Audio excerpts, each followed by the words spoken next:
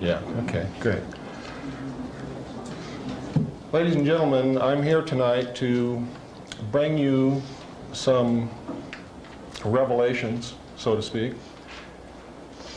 We've been asleep for many, many years, and it's time now for us to wake up.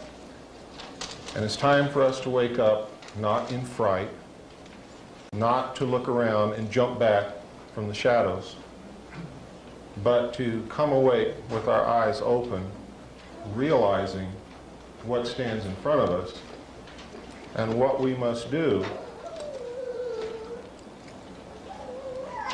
so that we can live our lives again in peace and tranquility. And we must, at all costs, guard against drifting back into the slumber that we have been in for the last 40 to 50 years, that has really created the situation that we find ourselves in today. We're going to be discussing a lot of subjects tonight, and I would like for you to hold your questions until the end, at which time I will be happy to answer them. The harder the question, the more I like it. There's no such thing as a dumb or stupid question.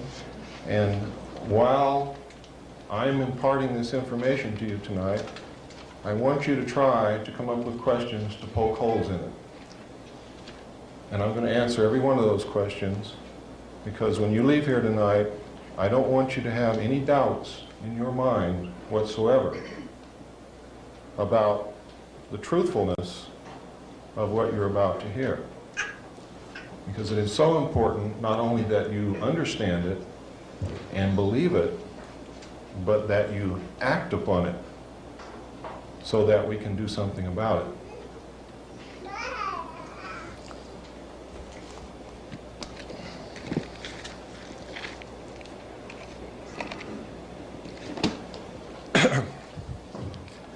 We tried to get a large television set tonight, and lo and behold, in the entire city of Sedona, this is the largest we could get. So if you'll bear with us, I'm going to be showing you some videotapes.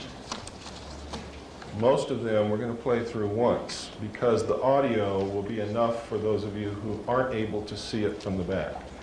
When I get to the Kennedy tape, if you are unable to see what you need to see after we play it the first time, let me know. We will then ask the people in the front to stand up and move back, and those of you in the back come forward. We will play it through as many times as we need to. It is important that you know that you've been lied to, that your own government assassinated one of our presidents. And we're going to show that to you tonight. I would like to thank some people now and talk about some material that you're going to be seeing here in the future. I would like to thank especially Eve Bruce, who through long-distance telephone conversations really started this rolling and was the one who put it together for you. I would like to also thank Mr. Ed DeMar, who was sort of in partnership with Eve to bring this about and did an awful lot of work on it, and who has written a book called Lese-Majesty. It's by Ed DeMar, and it covers or concerns a lot of the material that I'm going to discuss tonight, and a lot of the things that Colonel James Bo Greitz is talking about across the nation. I had read a good portion of Mr. DeMar's book this morning, and I have to tell you, it is one of the most in-depth, most well-researched, most well-referenced works of its kind that I have seen, and includes the best bibliography on this subject, which is available for all of you here tonight. You can pick up this bibliography from the table back here, and the reason we put it out for you to pick up is because most of what I'm going to tell you tonight you can find out for yourselves through your own research. Most of the information that I'm going to give you is not secret. It has been in the public domain for many years. However, we have been extremely, trying to think of a nice word for it, but I can't. The word is really negligent. Asleep. We have abdicated our role as the watchdogs of our government. Instead of reading, instead of questioning, we watch television. We believe everything that Dan Rather tells us, amongst others. He is just one. There are many, and I'm going to tell you a little bit about that later, who lie to you every night on the 6 o'clock news and the 11 o'clock news. So that we get started off on the right foot, I'd like to preface my talk with something I think you need to hear to put you in the proper frame of mind and keep you, I hope, from becoming afraid. Fear is a worse enemy than any other thing that we have to face. Ladies and gentlemen, the world needs to hear the truth. It's long overdue. The world also needs more peace, compassion, and cooperation. We already have too much fear and confusion. And too many people are feeling hopeless and victimized. What is offered here is startling information. And what we ask is that if you choose to accept it, you do so with the understanding that it would not come to our attention now if we did not have the ability to successfully respond. But successful only if we bring our highest thoughts, energies, and feelings to take positive action. We are not here to create more confusion, fear, or negative energies of any kind. And it is important that we not give in to these in ourselves, as it would only add to what the world already has. Fearing and fighting is the old way. We've tried to change the world, and the result has been that those who managed to be the victors brought the same constrictive and negative patterns back into power. We have now come to the threshold of a new understanding, that we must fight fear with confidence, hatred with love, separateness with unity, and beliefs of being a helpless victim with the acknowledgement and acceptance of the power we have to create our own lives and then the world. It can only go in that order. For if we are still creating confusion and negativity in our own experience, we can only contribute that to the world. We can change the world, but it will not be by outward action alone. To the extent we can bring truthfulness, compassion, and peace in our own lives is the exact extent to which we will bring them into the world. This does not mean that we have to sit in our rooms until we perfect our own lives, but to realize that if we see ourselves as victims, we will be victimized. If we perceive part of the world as separate, wrong, or evil, that is exactly what we will have. This story was beautifully played out in Star Wars. Luke had to gain his own inner power first by his belief in his connectedness with all things, and could only succeed in battle by not giving in to negative feelings. The problems that have arisen in our world have come as a reflection of our own collective fears, beliefs in separateness, and refusal to accept our own power and responsibility for the events in our lives. If we give in to these same feelings again, the battle will be lost before it is begun. Now I want you to bear that in mind. I want you to bear in mind that what has happened over the years, we bear a major part or portion of the responsibility. And it is up to us, in the abdication of others to correct the situation, to correct it. We are powerful. each and every one of us is worthy, is powerful, has great potential to change the world. If you look back through history, you will find at least 27 incidences that I can pinpoint where one man or one woman has changed the entire world. So if you doubt your ability to successfully act and change the world, I challenge you to re-examine that belief, and I challenge you to stand up, take action, and I guarantee you that you will be amazed at the power that you really, really have. Ladies and gentlemen, what I'm talking about tonight began many years ago, 250 years ago to be exact. This is not something that has happened overnight. This is not something that's going to go away overnight. But it is something that we can begin to work on, and we can make major changes before the end of this year. And before the night is over, that is going to be my challenge to you, and my commission to you is to help us bring about those changes. And I'll tell you exactly what those are.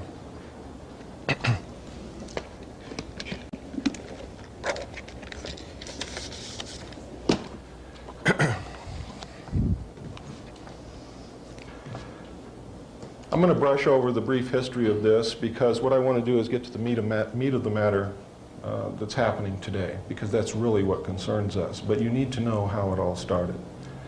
About 250 years ago, there was a man who was contacted by, you might call it a channel, you might call it an alien being, you might call it a spirit, whatever you call it.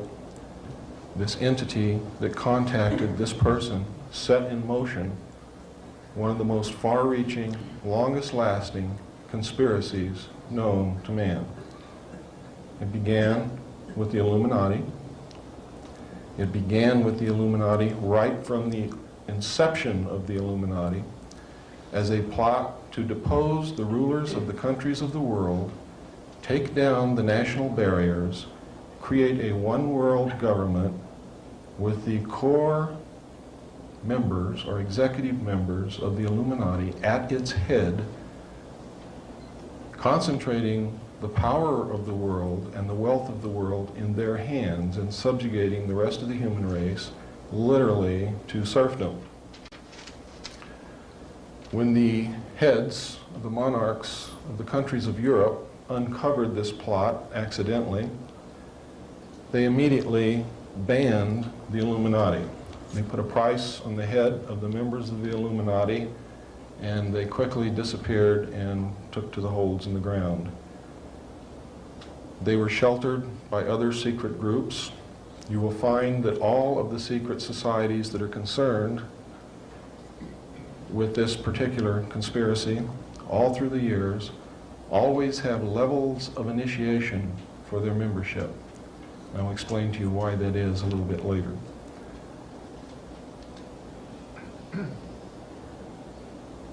This is really a European thing, but it has spread to the United States.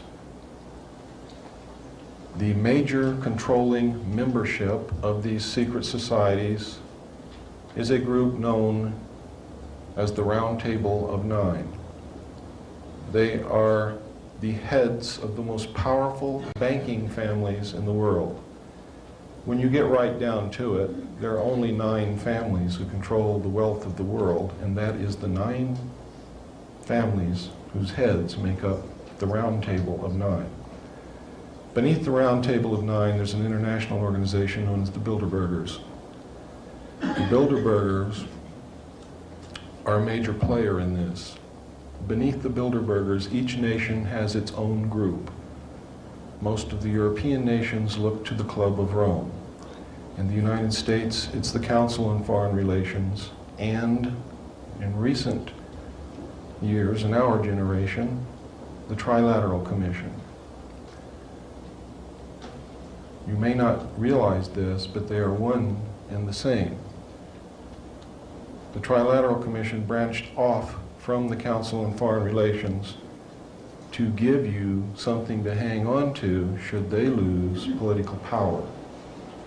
It is an old ploy. It's the same as in the playoffs for Major League Football. You have two teams and you play yourself. You cannot lose. That is the theory behind the split.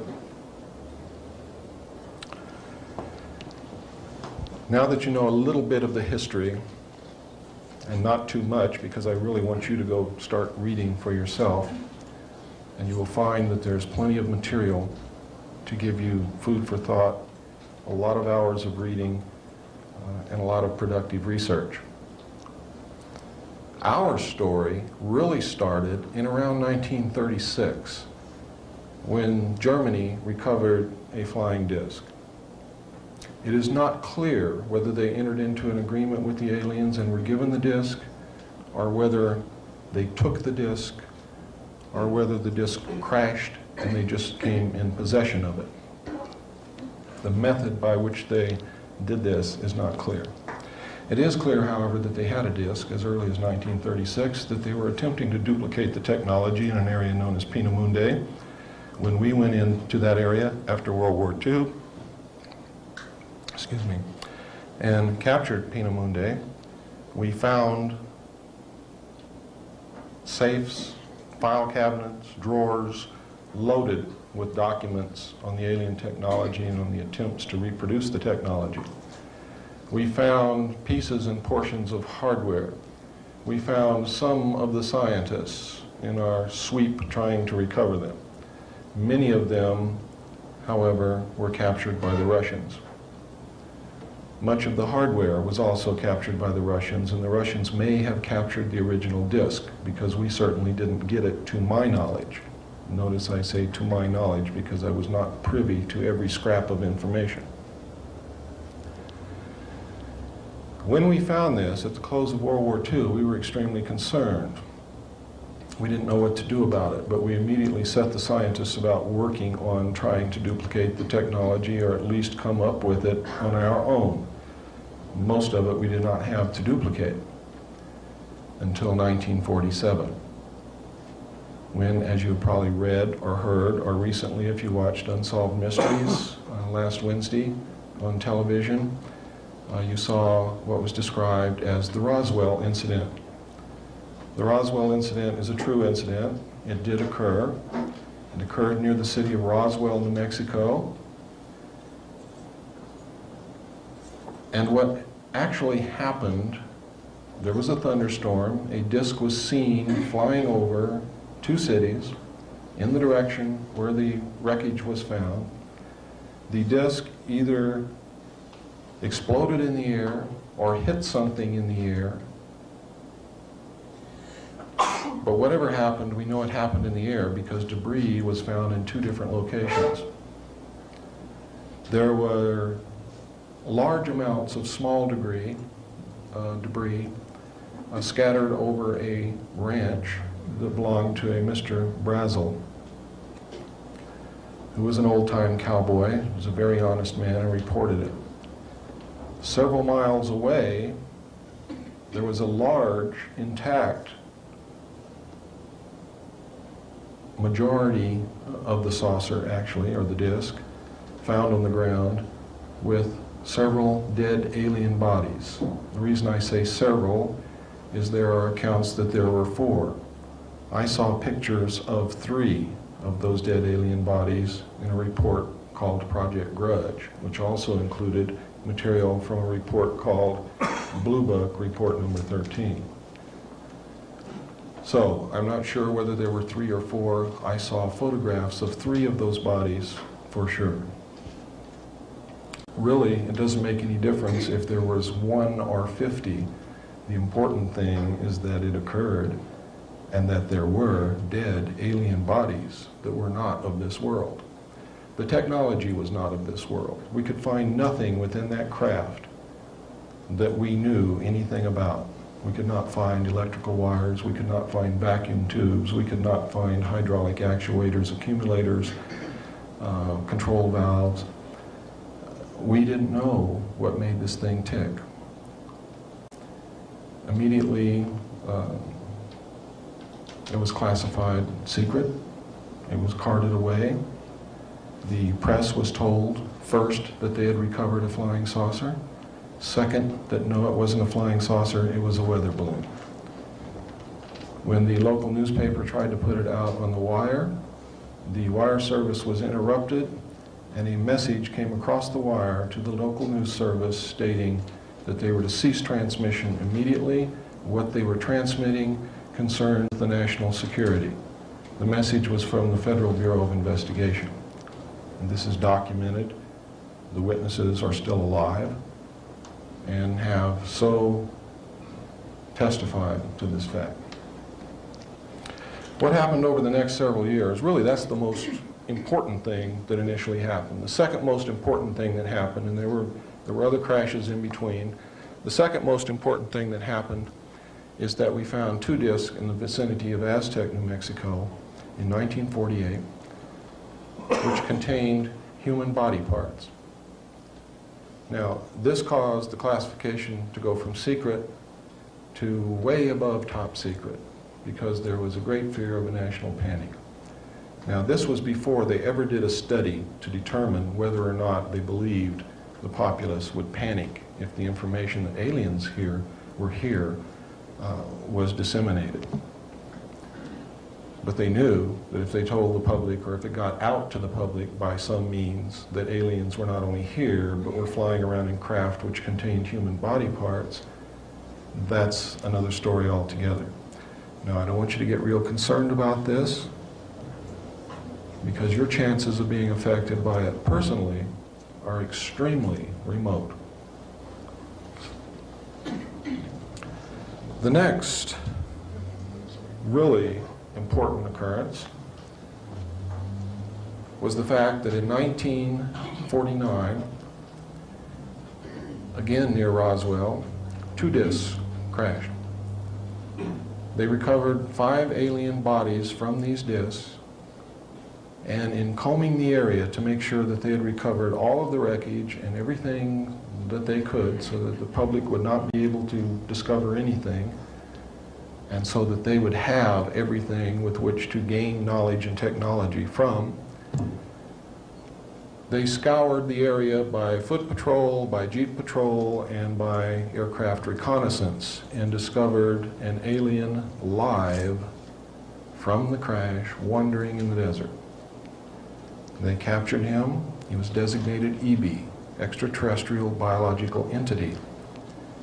EB was taken to Los Alamos, where he was placed in a Faraday-shielded environment because he had the ability to read the thoughts and transmit thoughts to people outside of where he was being held captive. He also had the ability, through a device that he wore around his waist, to literally walk through walls. Now, we know through our own study of science that this is not far-fetched. We know that mass, or matter, is made up of molecules which are made up of atoms. And in between these atoms, there's quite a large space on that scale.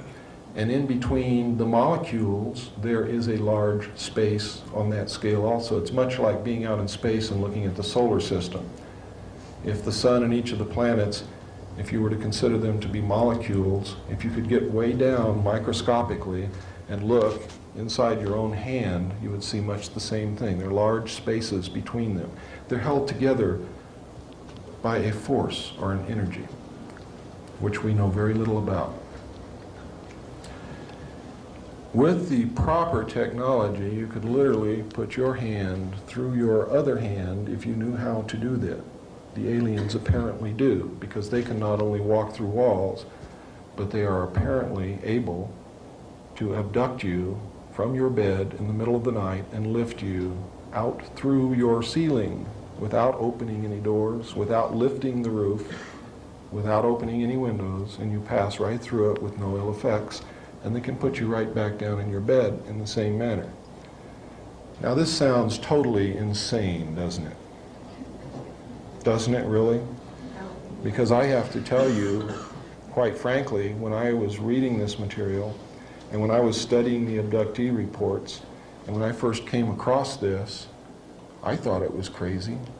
I thought it was insane, until I realized that it was absolutely real. I want you to also bear in mind, ladies and gentlemen, that it was not too long ago, and it really wasn't too long ago, that if you mentioned to someone else that in a few years man would be flying through our own atmosphere, you would have been laughed at, ostracized, and probably kicked out of town. Then not long after that, when we did have aircraft and were carrying passengers flew through the air, if you had suggested to your neighbor that in a few years a man would be walking on the moon, you would have been laughed at, ridiculed, and maybe run out of town. Literally, when we put a man on the moon is when I realized that nothing is impossible. Nothing ever again can be impossible. The next most important thing that happened after they found E.B. it came a few years later. E.B. became ill, and they tried to save him. They were unsuccessful. They didn't know how to go about it. But in an attempt to save him, and also in an attempt to gain favor with this technologically superior race, they began broadcasting out into space for help. We have one of your people here who crashed in one of your ships. We're trying to save his life. He's dying. Please help us save his life. By doing that, they hoped, number one, to make contact, number two, to make friendly contact, number three, that the aliens would see us as a benevolent people trying to help one of theirs and would not attempt to destroy us or hurt us. Because we realized that their technology was so far ahead of ours that in any military confrontation of any kind, we would have had no chance whatsoever. And basically that is still true today. What should give you good feelings is that if the aliens wanted to, they could have done anything that they wished to us many, many years ago, and they have not done that. So I see that as good. Hopeful. I see it pregnant with all kinds of hope and possibilities for the future. Because we know, as the human race, what we usually do to an inferior culture, if we're technologically superior, is usually not that good. So there is a great deal of hope. There's a great deal of promise in that. E.B. died in June of 1952. As of the time of E.B.'s death, we had not had any answer to the message that we had sent out into space. The movie that you saw, called E.T., is the story of E.B. They have changed some things around to make it more palatable to you. The beginning of the story, he's running around in the desert. He's lost. The government is chasing him. In the real story, the government caught him. In the movie, the little boy gets him. And they form this symbiotic relationship. They're each getting something from the other. And it's a wonderful story. Well, in real life, the real life E.B. was assigned an Air Force officer to watch over him, become his friend, get as much information from him as he could, be his mentor, be his captor. And the same symbiotic relationship developed between E.B. and this Air Force officer, to the point where when E.B. died, the Air Force officer cried. He was deeply hurt. He'd lost a dear friend. because he had been with E.B. literally night and day since they had found him. In the movie, E.B. gets very ill, and everybody's very concerned. And the little boy plays the role of the Air Force officer. And you see that he cries. But in the film, he lives. E.T. Call Home was Project Sigma to attempt to make communications with the aliens to come and help save the life of E.B. The government, ladies and gentlemen, is giving you information at an unprecedented rate every day. They are trying to get to your subconscious and tell you the story of what has happened over the last 44 years. So that when the truth comes out, it is not a critical shock. You will be prepared for it. You will understand what is happening. In 1953, we detected large objects in space coming toward the Earth. They took up a high orbit around the equator. These objects were determined to be spacecraft intelligently controlled. We did establish communications with them. Arrangements were made for them to land. There were 3 landings in 1954. One took place at Holloman Air Force Base in New Mexico. One took place at Edwards Air Force Base in California. The other one, do not hold me to this because I cannot substantiate it, but I believe it was at Homestead Air Force Base in Florida. I believe that the aliens who contacted us, who were attempting to help us, who refused to give us technology, who wanted to help us with our spiritual development, I believe that that landing took place at Homestead Air Force Base in Florida. But I can't get any verification from that from any source, so don't put that down as fact, put it down as a possibility. The other 2 bases, the other 2 landings I know occurred without a doubt at Holloman Air Force Base and Edwards Air Force Base. The first landing occurred at Holloman Air Force Base, where the aliens met with our intelligence officers. They reached a basic agreement after several hours. They were able to communicate. They left one hostage with us, his name was Krill, as a pledge that they would return and formalize an agreement. Later in 1954, they landed again at Edwards Air Force Base. President Eisenhower had arranged to be on vacation in Palm Springs. At the appointed date and time, President Eisenhower was whisked away. He actually disappeared. Nobody even saw the helicopter come or go, but he just flat disappeared. The press was really shook up, and if you read the newspapers during that period of time, you will find that the press literally went wild trying to locate him. They were given a story that he was taken to a dentist for a toothache. They never found a dentist that treated President Eisenhower. In fact, he was at Edwards Air Force Base. He reached a formal agreement with the aliens and a treaty was signed. This was played out in a movie that you saw called Close Encounters of the Third Kind.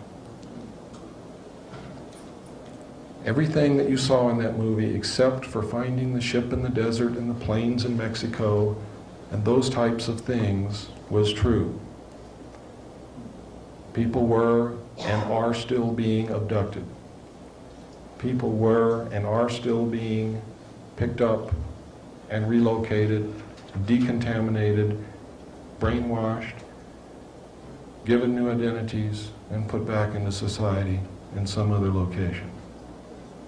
It's for their own protection, really. In most cases, in some cases, it's a travesty of justice. People are being implanted. The implants were played out by the silly little tune that people got in their head. That represented the implants. They couldn't get this out of their head.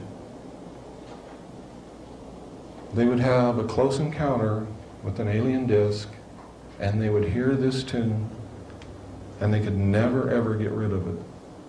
And it drove them to do some crazy things. And there are people today who are being driven to do some crazy things. I know some abductees who wake up one morning after they've had an abduction experience, and they've got to move. And they've got to move to a specific place in a specific state, and they've got to do it right now. And they don't know why. And they've never been there before. And they have no friends there. They don't even know what the place looks like, but they get all their kids, they pack up, and they leave, and they go to Sedona, Arizona.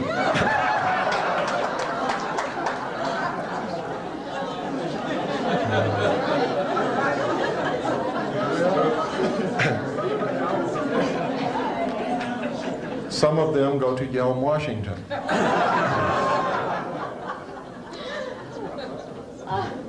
There are areas in the United States where people are being driven to. They don't know why they're going to these places, but they're going there. Usually they have been abducted. Usually they have been implanted. Well, let me take that back. I guarantee you that everyone who has been abducted has been implanted. And the time that I saw the information between 1970 and 1973, the official Office of Naval Intelligence figures was 1 in 40, which works out to 2.5% of the population. How did they get these figures? It's very simple, ladies and gentlemen. At that time, they still had the draft. At that time, they had draft quotas from every state representing a certain percentage of the population. A certain percentage of the population of young men had to be drafted according to the percentage of the total population that lived in that state. When they came in for induction into the military service, they were given an extensive medical examination, and even at that time, ladies and gentlemen, we did have magnetic resonance imaging capability, but the military did not put it out to the civilian community as yet. This was a new technique, a new development. They found that according to the number of implants they found in the military inductees, based upon the percentage of the population of that state from which they were taken, that the number of people in the United States who had been implanted was 1 in 40. I sincerely believe that that was an underestimate, maybe a large underestimate, simply because now today most of the abductees are women, and that sampling was taken from only men. Why they're mostly women, I don't know. It has something to do, I do know, and this may not be the only reason, and that's why I say I don't know what the whole reason is.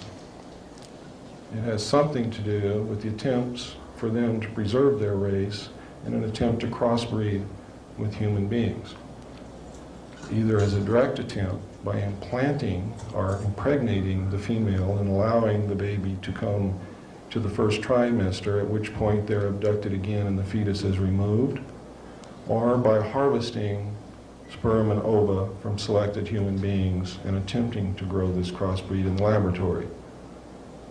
There is tremendous evidence to support this.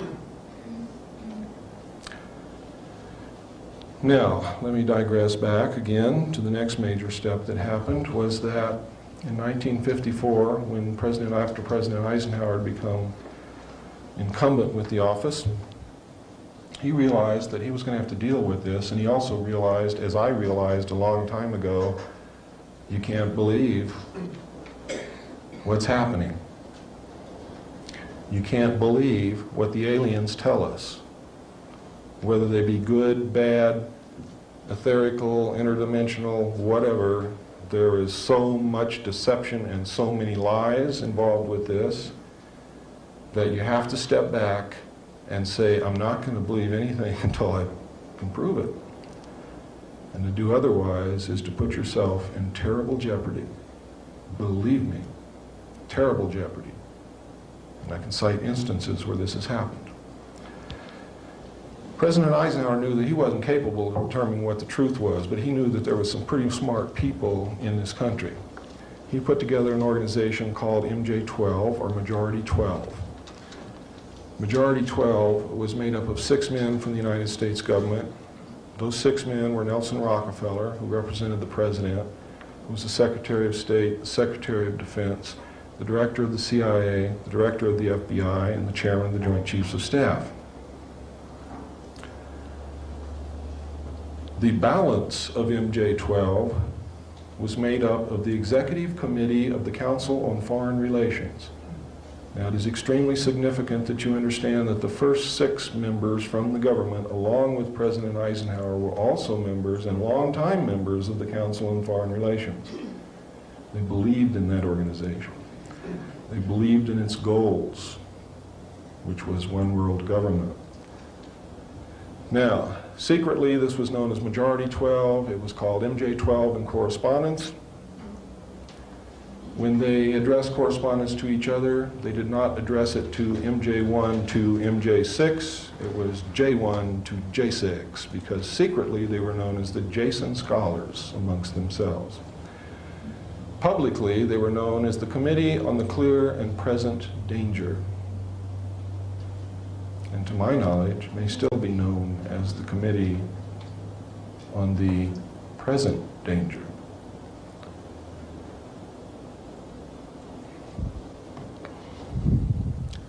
I remember MJ-12 as being 12 men. However, I am still in the process of remembering, and my memory is constantly being joggled and jiggled. And one of the reasons I may have remembered it as being 12 members on Majority 12 is that they had to have a majority of 12 votes to carry anything into action. Thus Majority 12, thus Operation Majority, thus the Majority Agency for Joint Intelligence. That's where that name really came from. Which means they literally had to have the vote of every member on it if there were really 12 members. But having to have 12 votes to carry, being named Majority 12 or MJ-12 could have just been enough to make me believe that they only had 12 members. My memory is beginning to joggle now, and I'm starting to believe that maybe there was first 6 from the government and 12 from the Executive Committee of the Council on Foreign Relations, and that there may really be 18 members on MJ-12.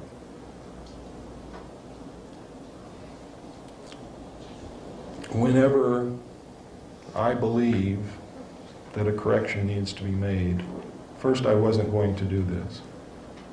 But that's wrong not to do that. It's wrong to stick to your guns because you don't want to change anything. That's silly. Because, ladies and gentlemen, it doesn't make any difference if there's 1 member, if there's 12 members, or if there's 18 members. What makes a difference is that Majority 12 exists, MJ-12 exists. These men were all members of the Council on Foreign Relations, and they are the secret government. That's what really counts.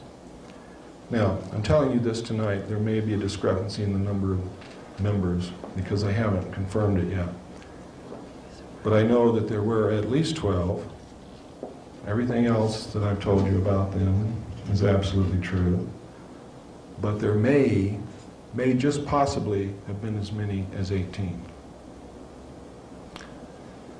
When President Eisenhower put this group together,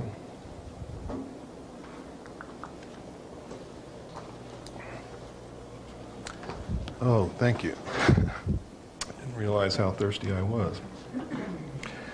When he put this group together, this group, and President Eisenhower may have done this intentionally, but there's no reason to believe that he did, because there's nothing to tell us that he did.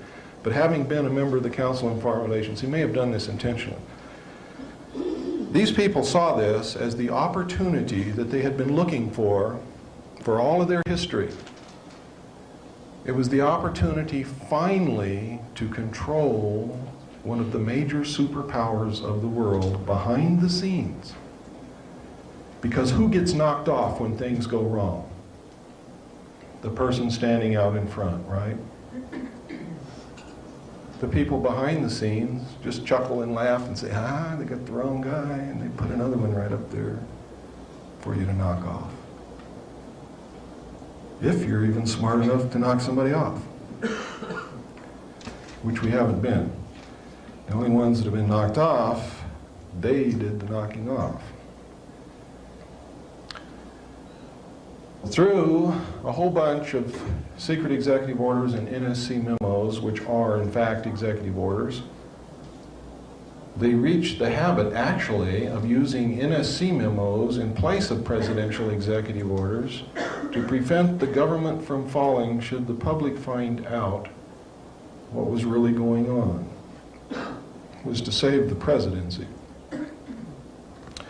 What started out as a means to save the presidency resulted in a means to prevent the president from knowing the truth.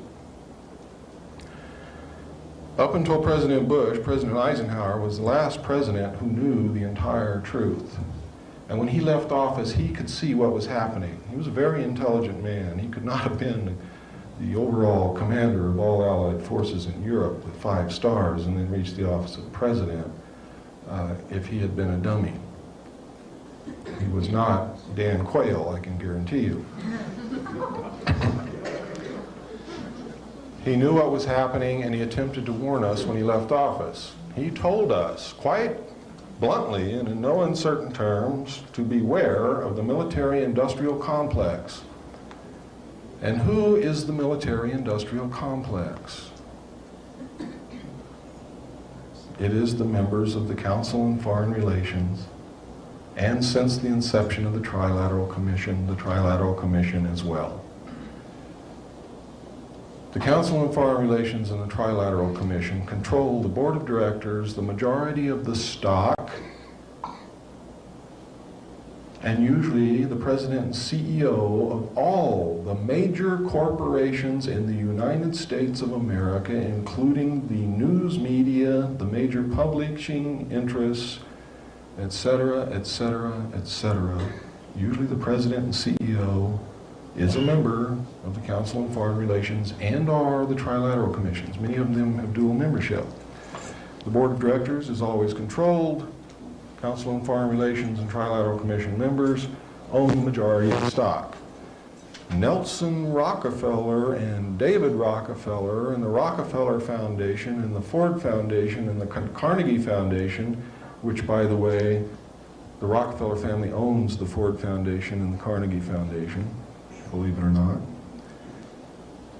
own the majority of the stock in the major corporations in the United States of America. They own the majority of the American-held stock of the Federal Reserve, but the majority of the stock of the Federal Reserve is owned by the European bankers. America has been sold right out from under our noses. It doesn't belong to us anymore. It belongs to a secret government, a secret worldwide government, which pulls the strings, which says, we want this to happen here, and it does. We want this to happen here, and it does, invariably. These men are playing a game of chess on a level that we have never imagined. They're playing chess with the world. And we don't know how to do that. We can't even conceive of that. So let's not be concerned with the world. Let's just be concerned with our country, because they cannot succeed with the world if they cannot succeed with the United States.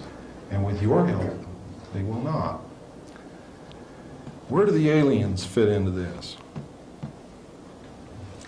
I've told you the most important incidents that have happened. Everything else is really trivial. I've told you about the abductions, the implants. I've told you about the mutilations, the body parts being found on the craft. I've told you about the agreement. I've told you that they're here. I've told you that we have their technology. Those are the important things. Whether they're at Area 51 or at Tonopah or down in Alabama, doesn't make any difference. They're here. The invasion is over. It's all over. Don't look for an invasion from space. It has already occurred and is over with.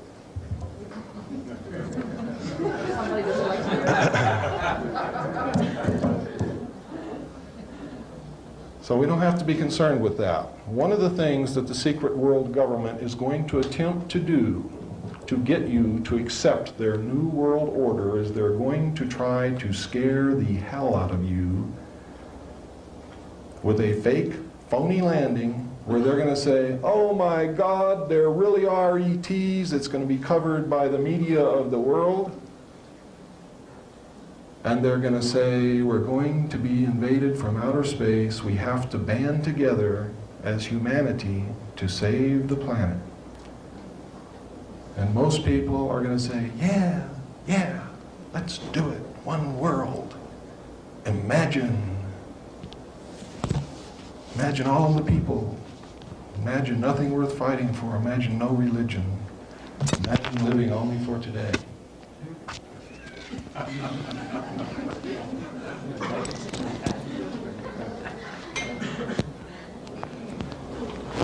These events are always fun and unpredictable.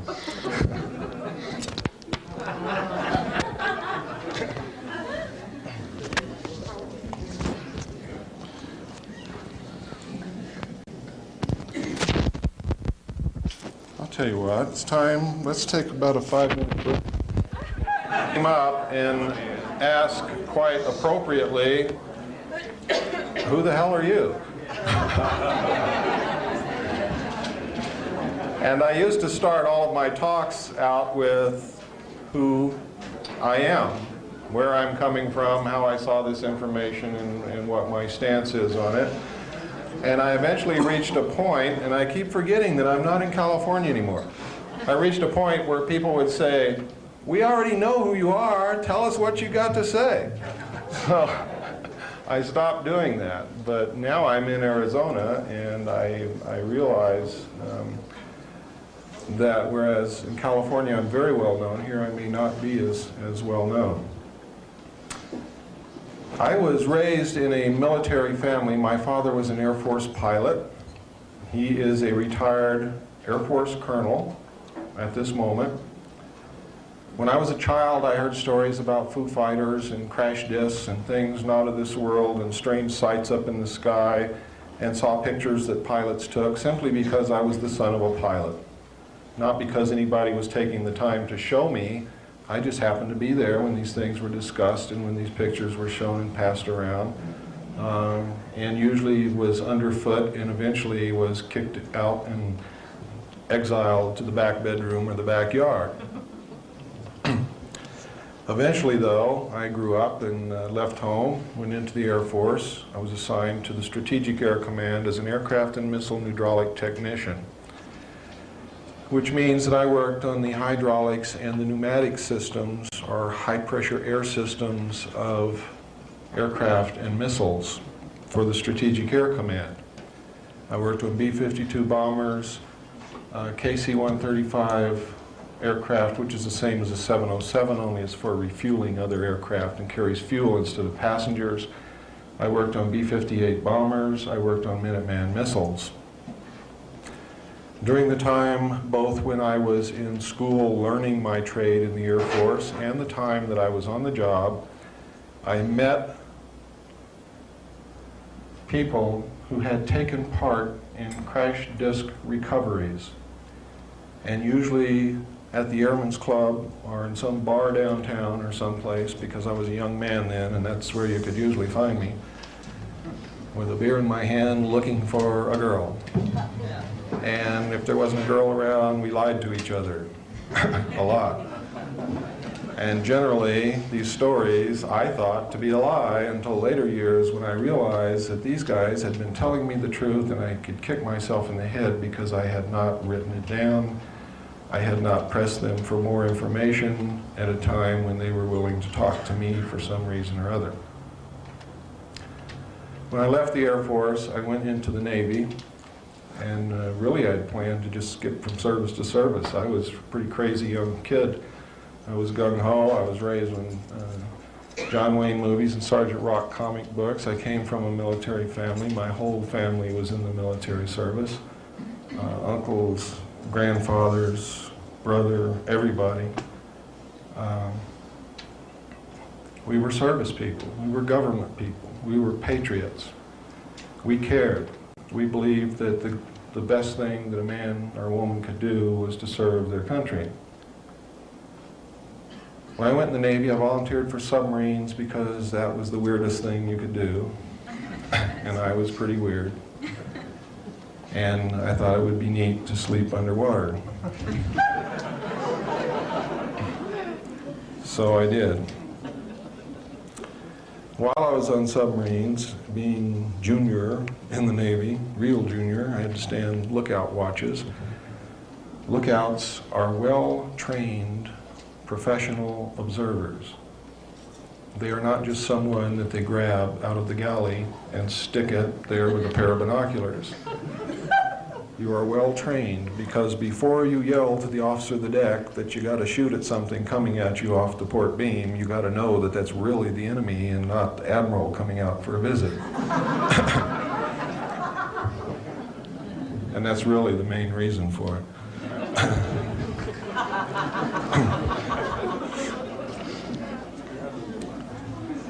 So we were trained observers. Now this is extremely important to me personally, because without this experience I probably would not have lent the importance that the later information that I was going to see, I probably would not have realized how important it was.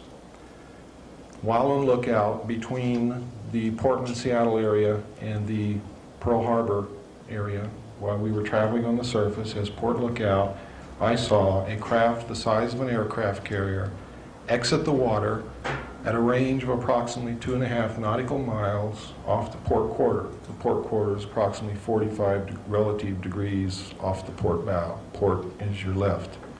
Left, port wine is red. That's where the red light is on a ship. Okay, now we got through that. I was stunned. I knew that I had just seen something that was absolutely incredible and nobody in the world would believe that I saw it and nobody else saw it. And I was faced with the dilemma. I'm the port lookout. Something just came up out of the water that could destroy us in a second. It was a machine. It was intelligently guided. I knew this. It was as big as an aircraft carrier. It was the most important, earth-shattering thing that had ever happened to me in my life. Because I saw it, I realized what it was. I knew I wasn't dreaming. There was nobody around who could be manipulating me in any way, shape, or form. And it was my responsibility to report this. Are you kidding? I'm going to tell the man who writes my performance report that I just saw this thing come out of the water? You got to be nuts. But I had a responsibility to the safety of the ship, the boat, which we call submarines boats, not ships, to the boat and to the crew. So I had to devise a method to report this. And what I did was I told the officer of the deck, Ensign Ball, I said, Ensign Ball, I saw something about 2.5 nautical miles off the port quarter, but it just flashed and I don't know what it was. Could you please help me scour that area to see if we can find it again? Now, I didn't really believe that this thing was going to show up again at all. Well, the starboard lookout heard this conversation and he turned around and started looking too, which he shouldn't have done because you're never supposed to desert your own field of responsibility, but he did. At about that time, the object came, or this object or another one just like it, came back down out of the clouds and entered the water. Ensign Ball dropped his binoculars, dropped his jaw, and turned around and just stared at me and didn't say a word. And then he turned back around and he just stared off into space for a couple of minutes. And then he turned around and looked at me again. And he said, "This had to happen on my watch."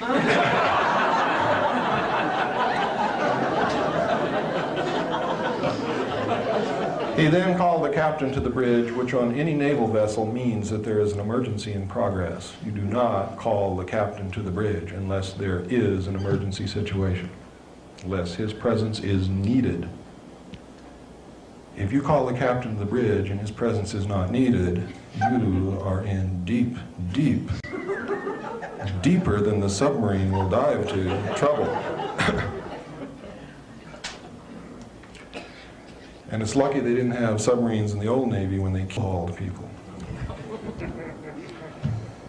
Now, the captain came to the bridge, and so did the chief quartermaster, because it was his job to come to the bridge with the captain with a 35mm camera anytime anything like this happened.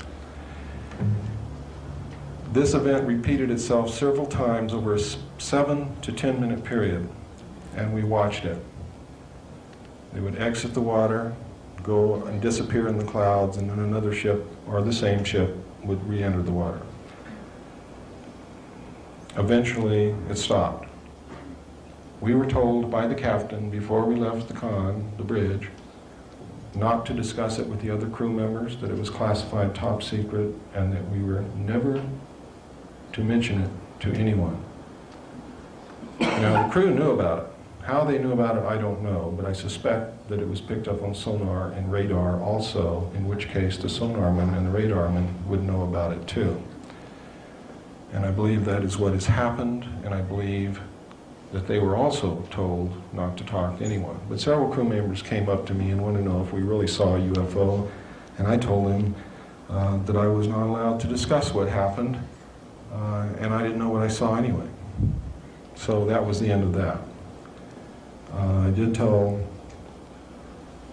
a good friend about it years later.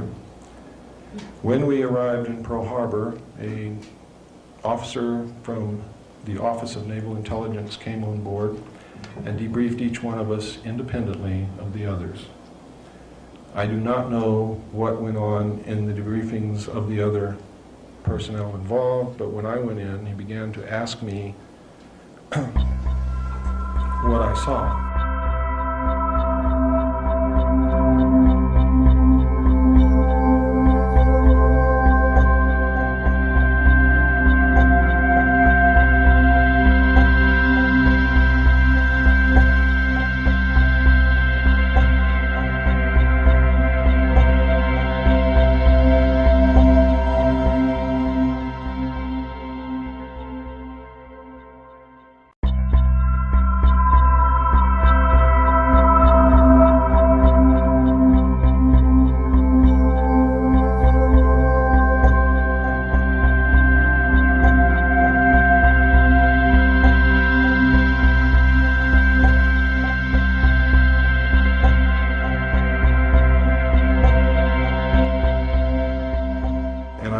Saw anyway.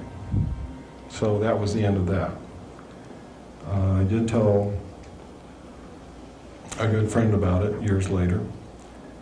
When we arrived in Pearl Harbor, an officer from the Office of Naval Intelligence came on board and debriefed each one of us independently of the others. I do not know what went on in the debriefings of the other personnel involved, but when I went in, he began to ask me what I saw. When I began to describe to him what I saw, he became very upset, even enraged.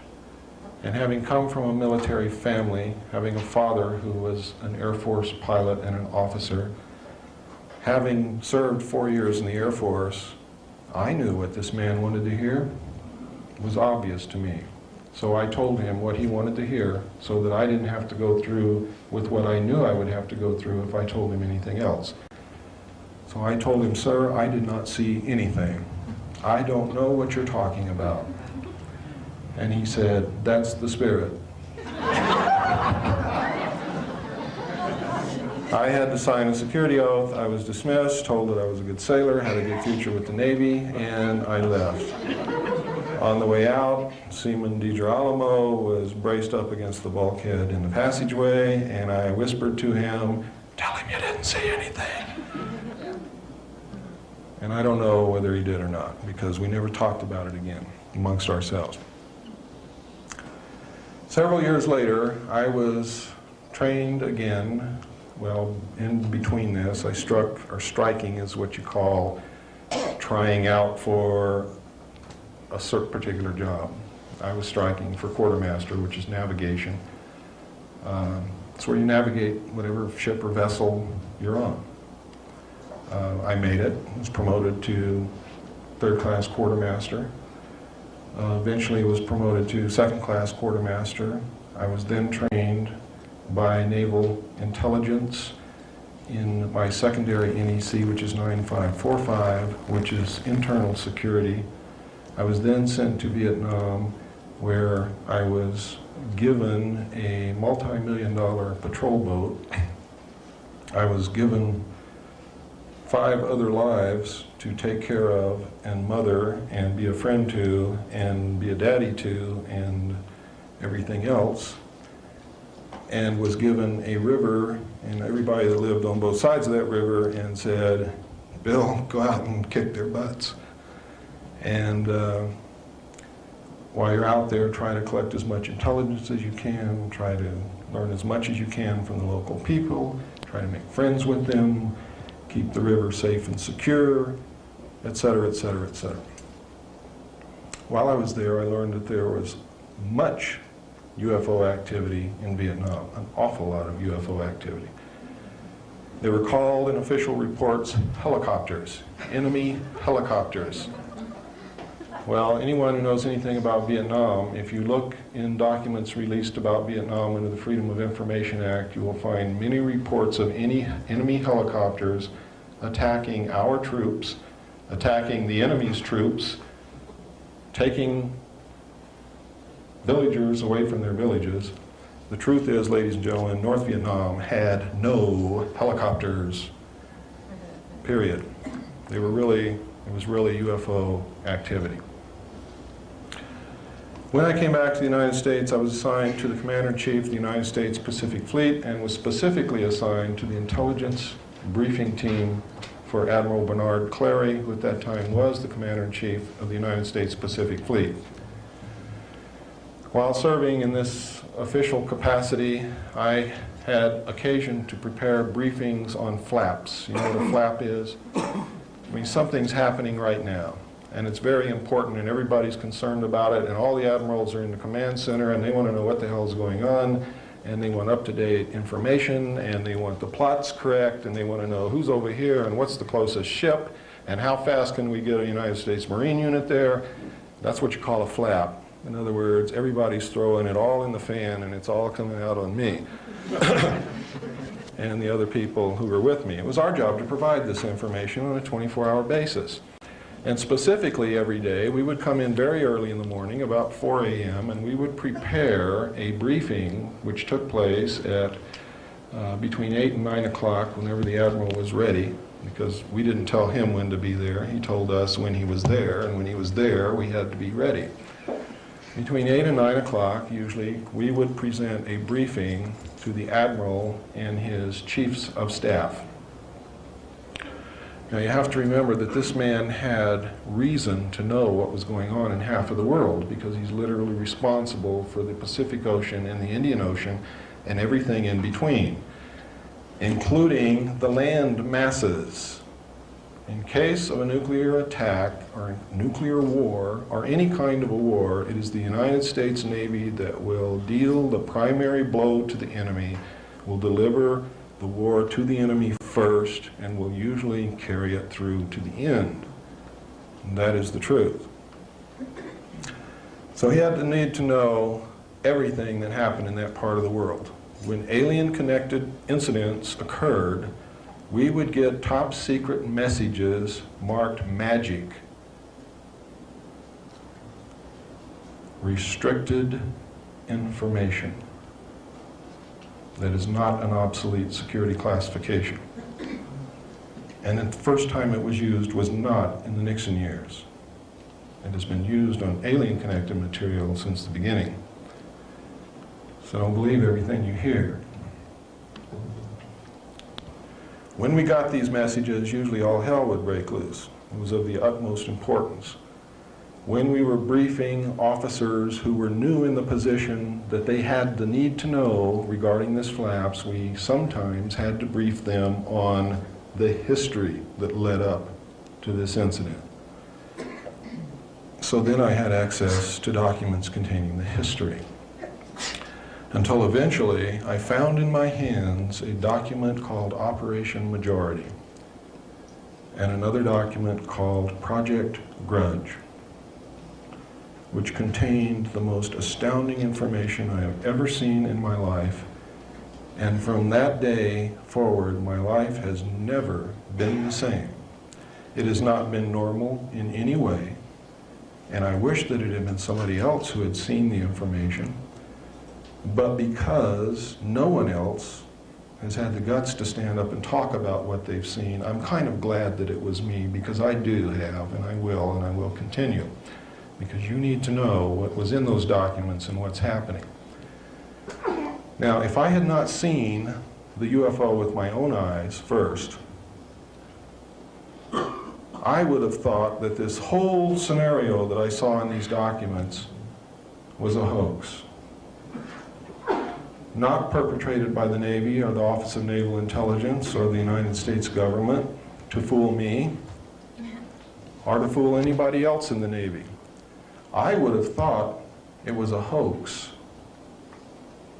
after I had read Operation Majority that outlined the plans for the secret government, the secret world government, to come into power.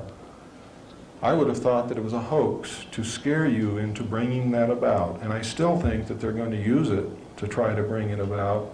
And I want to warn you beforehand not to believe a word they tell you when they tell you there's going to be an invasion from outer space. Because there's not going to be. It's already taken place.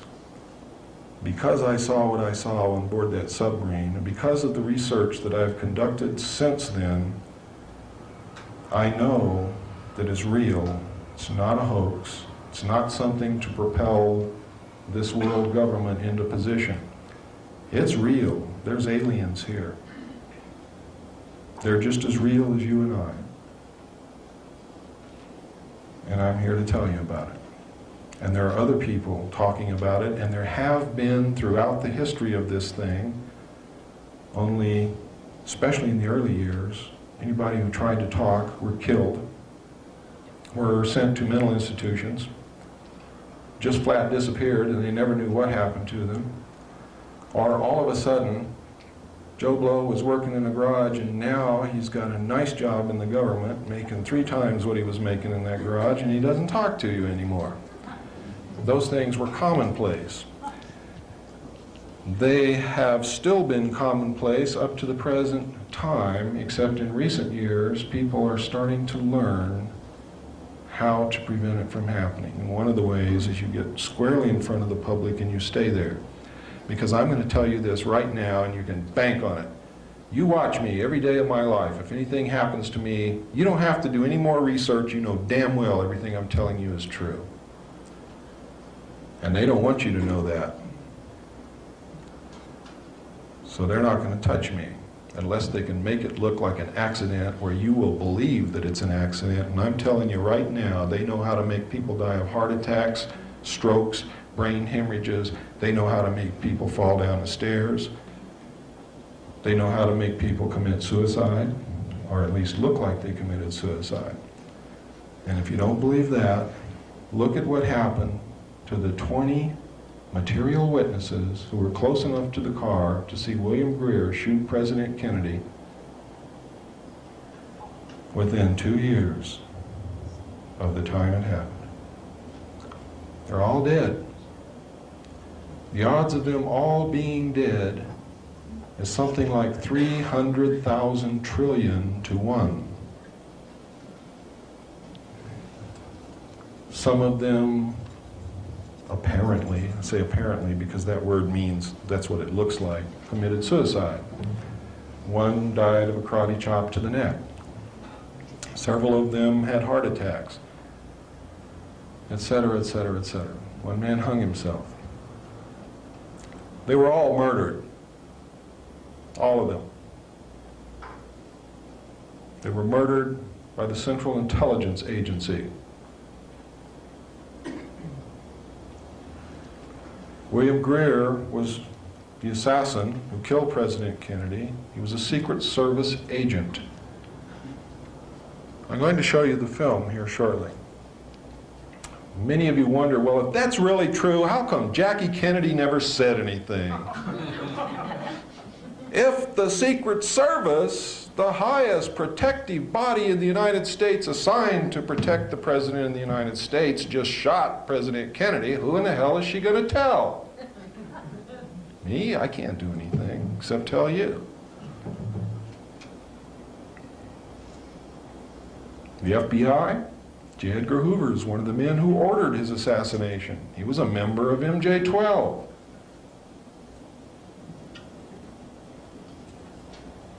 Beginning to see the picture?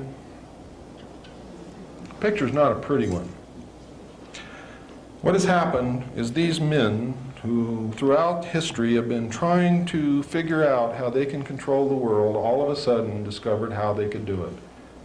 In 1952, President Truman, together with the heads of state of the European nations and the Soviet Union, formed what is known as the Bilderbergers to coordinate the international efforts to protect the world from an invasion from outer space should these aliens turn out to have that as their ultimate goal.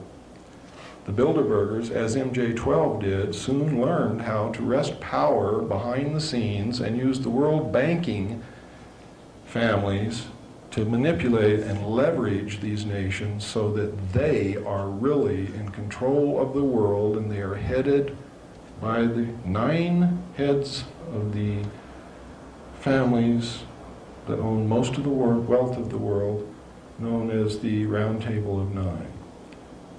Under them, each nation has a group of men secretly controlling that nation. And I don't mean every nation in the world, I mean the nations that count, the hard currency nations, have an organization which is a sister organization to MJ-12 within that country's respective government. How does this work, you say? How can a secret organization such as MJ-12 control the government? It's very simple, ladies and gentlemen. If you will remember that President Eisenhower formed this secret group in 1954. He was the last president who knew everything. They began in 1954 to issue secret executive orders in the form of NSC memos to wrest power away from the president and effectively isolate the president.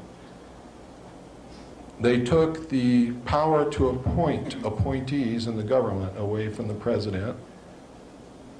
And if the president wants to appoint someone whom they don't want him to appoint, they have a way of embarrassing the president to get him back into line, or getting rid of him altogether, or making sure that he doesn't get elected if he's not willing to play the game. The result has been, ladies and gentlemen, that today every major member of the United States government is a member of the Council on Foreign Relations and the Trilateral Commission, or the Trilateral Commission, but usually the Council on Foreign Relations and the Trilateral Commission. They usually have dual membership. Every one of them, not just a few. You see, it started off in 1954, there were just a few. Truman's years, there were hardly any. Eisenhower got in, he was a member of the Council of Foreign Relations. He appointed some. After that, when they took the power to appoint on themselves, they told the president who to put in those positions, and that's who got those positions. And today, the Council on Foreign Relations and the Trilateral Commission is the government. The government is not representing us. They are representing the Council on Foreign Relations and the Trilateral Commission and the secret world order. Please, when you go out of this room, look it up yourself. Because if I hear from you that you don't believe it, I'm going to say, did you check on what I said? Did you go to your library? Did you pick up the bibliography that we left for you on that table? Did you go read those books? If you tell me no, I don't want to hear what you have to say anymore. Because I can bring you a message, and I can tell you what that message is. I cannot march into battle by myself. I will be literally creamed. You must be beside me as I march. As Colonel Bo Greitz marches, as John Lear marches, as Bill English marches, as any of the other true patriots in this country are marching to try to clean up our government.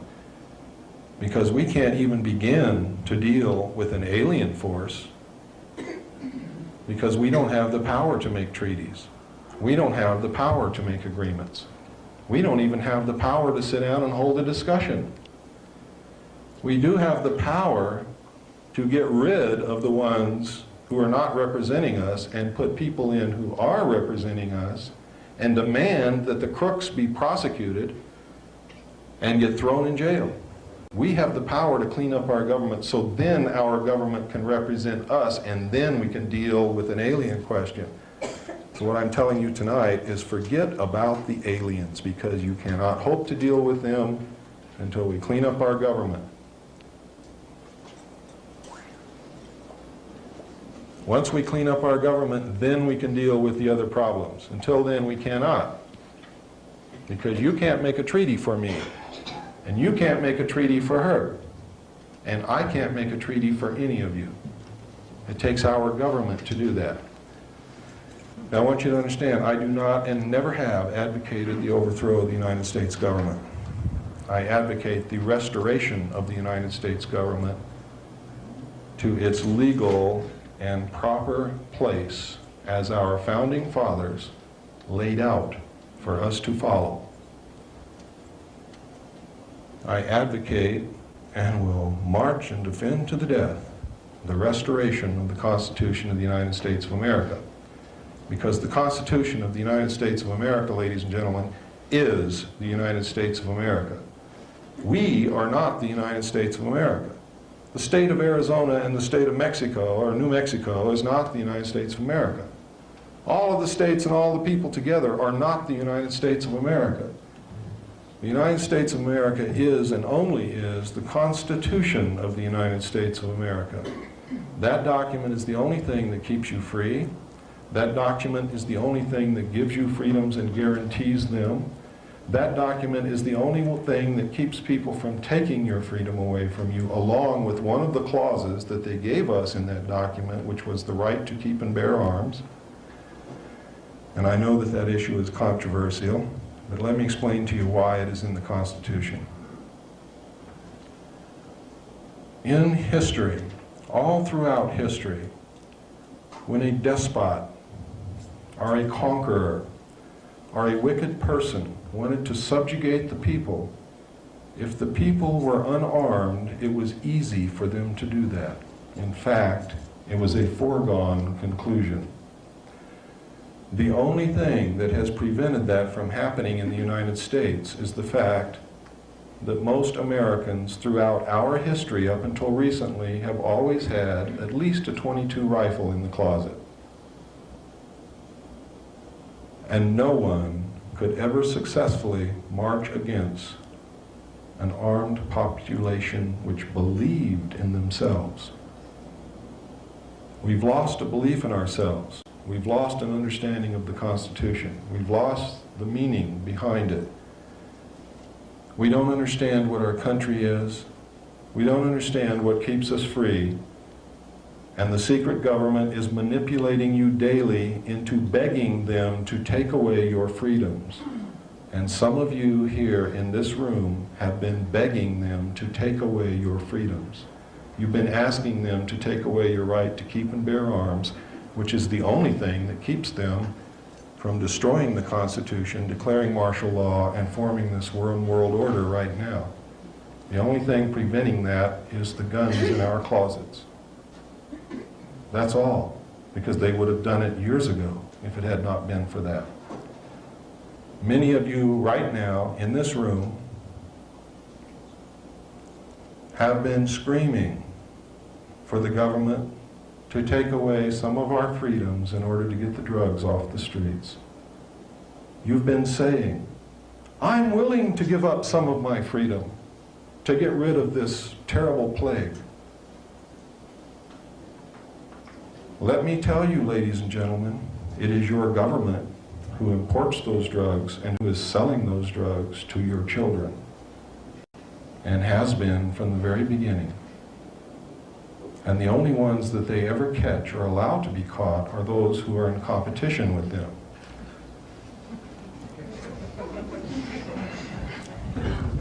This operation was put into place in the late 50s. It was organized by George Bush in cooperation with the CIA while he was president and CEO of Zapata Oil.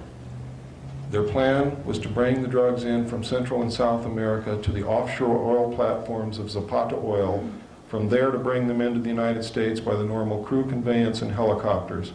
Therefore, they would not have to undergo inspection by custom officials or law enforcement agencies of any kind. And it's been going on ever since. Today, the drugs do not enter this country by the little planes that they would have you believe on the 6 o'clock news, nor by the little boats that they say are speeding across the Caribbean. The Coast Guard, ladies and gentlemen, and the United States Navy are not inept. Every aircraft that approaches the borders of this country from any direction is monitored minute by minute by the North American Air Defense Command. The drugs, ladies and gentlemen, are brought into this country on CIA proprietary contract aircraft and military aircraft, and land on CIA facilities in the United States and on military air bases, and Homestead Air Force Base is one of those bases where those planes land. Recently, Colonel James Greitz, in the last few years, went to the Golden Triangle area to try to bring back American prisoners of war who we know are still being held. We've always known it. The government has known it. They have misused the Office of Prisoner of War Accountability to transact these drug deals. So they don't want the prisoners of war to come home. Well, we didn't know that until Bo Greitz went over there and talked to a gentleman by the name of General Kunsa, who is the drug overlord of the Golden Triangle. I've talked extensively with Colonel Greitz about this. I have all of his information. And coupled with mine, it paints a very bad picture. General Kunsa says that every year, government agents, high-level government agents, are purchasing 800 tons of pure heroin and shipping it into this country from him. He wants to stop it. He is willing to stop it. He wants us to give him a crop substitution program so that his people do not have to raise poppies and process heroin in order to survive. He wants to become a recognized, real nation rather than an illegal group of bandits living in the jungle. And George Bush and the United States government says there is no interest in doing that here. He's willing to stop 800 tons of pure heroin from coming into this country every year, and George Bush says, we're not interested in doing that here. Furthermore, we're not interested in hearing who these government officials are that he says he's selling these drugs to. Furthermore, Colonel Bo Greitz, if you don't shut your mouth, we're going to lock you up in a federal prison and you're never going to get out. And they tried. You see, it was the United States government that sent Bo Greitz to Southeast Asia to bring prisoners of war back. Colonel Bo Greitz is the most decorated man to come out of Vietnam and one of the most decorated heroes that this country has ever had. They sent him in there because of that, and they gave him a lot of press. And every time he went in, they warned the enemy beforehand, usually by Radio Free America, in their own language, warned them by name who was coming, how they were coming, what route they were going to take, so that they would not be successful. But it made the administration look good because they were sending somebody over there to do it. But every time he went, he had to use a phony passport that the Department of Defense gave him to use to accomplish his mission. So I'm going to show you a short tape right now. I want you to pay a lot of attention to this, please.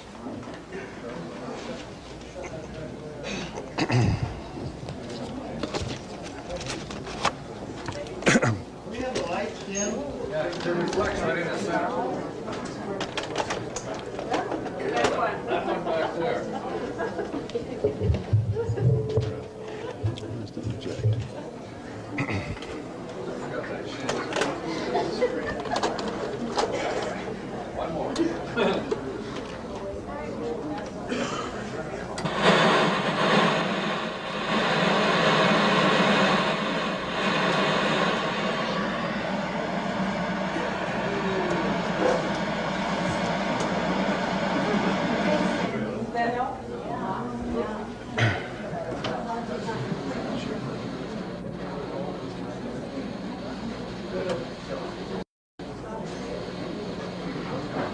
April 18, 1989, what many Americans regard as the most important trial in the United States began with little fanfare in Las Vegas, Nevada federal court. Although it was well covered by the local media, in stark contrast to the Oliver North trial, the national print and broadcast media were conspicuously absent. It was almost as if an invisible dome had descended over Las Vegas to prevent any satellite uplink from reaching the rest of the nation. For nearly 2 years, Lieutenant Colonel James Bo Grites had been under indictment for misuse of a passport. The charge had been leveled at Grites as a result of a trip he made to Burma in 1986. U.S. government prosecutors have contended that Grites lacked official sanction for his activities in Southeast Asia in pursuit of American POWs and missing in action. Grites, one of the most highly decorated Green Beret commanders of the Vietnam era, has countered that he has been so charged in order to shut him up about his discovery in the Golden Triangle headquarters of General Kun Sa that high-level U.S. officials and intelligence operatives have been actively involved in massive drug smuggling for over 20 years. And the finance support was controlled given by Richard Armitage, who stayed in Vietnam at the time. And after the Vietnam War, Richard Armitage was a prominent narcotic personnel, prominent trafficker in Bangkok. After the Vietnam War. Countless attempts to place this evidence before Congress and the national media have been met with responses ranging from polite rebuffs to outright refusal.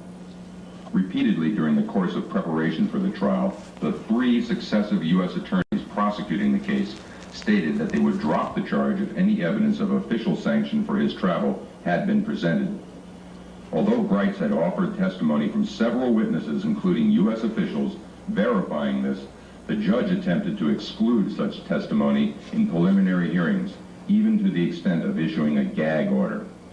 To most knowledgeable observers of the case, it had become very clear by the start of the trial that this was indeed an official effort directed at the highest levels of the U.S. government to railroad Grites. We think that Bo Grites is right, and that these charges against him are unjust. He's a great American hero. The government says this case isn't about politics or foreign policy, but Grites and his attorneys are trying to prove otherwise. I'm glad to get some facts before the public. It's not me on trial here. It's the government and their drug smuggling, and it's the prisoner of war issue. And it's been me who's been wanting to get this thing over with. During opening arguments, Grites' attorney, Lamont Mills, told the jury he won't dispute the government's charges. Mills admits Grites did use a false passport when he returned to the country in late 1986, but he says the real story is why he did it.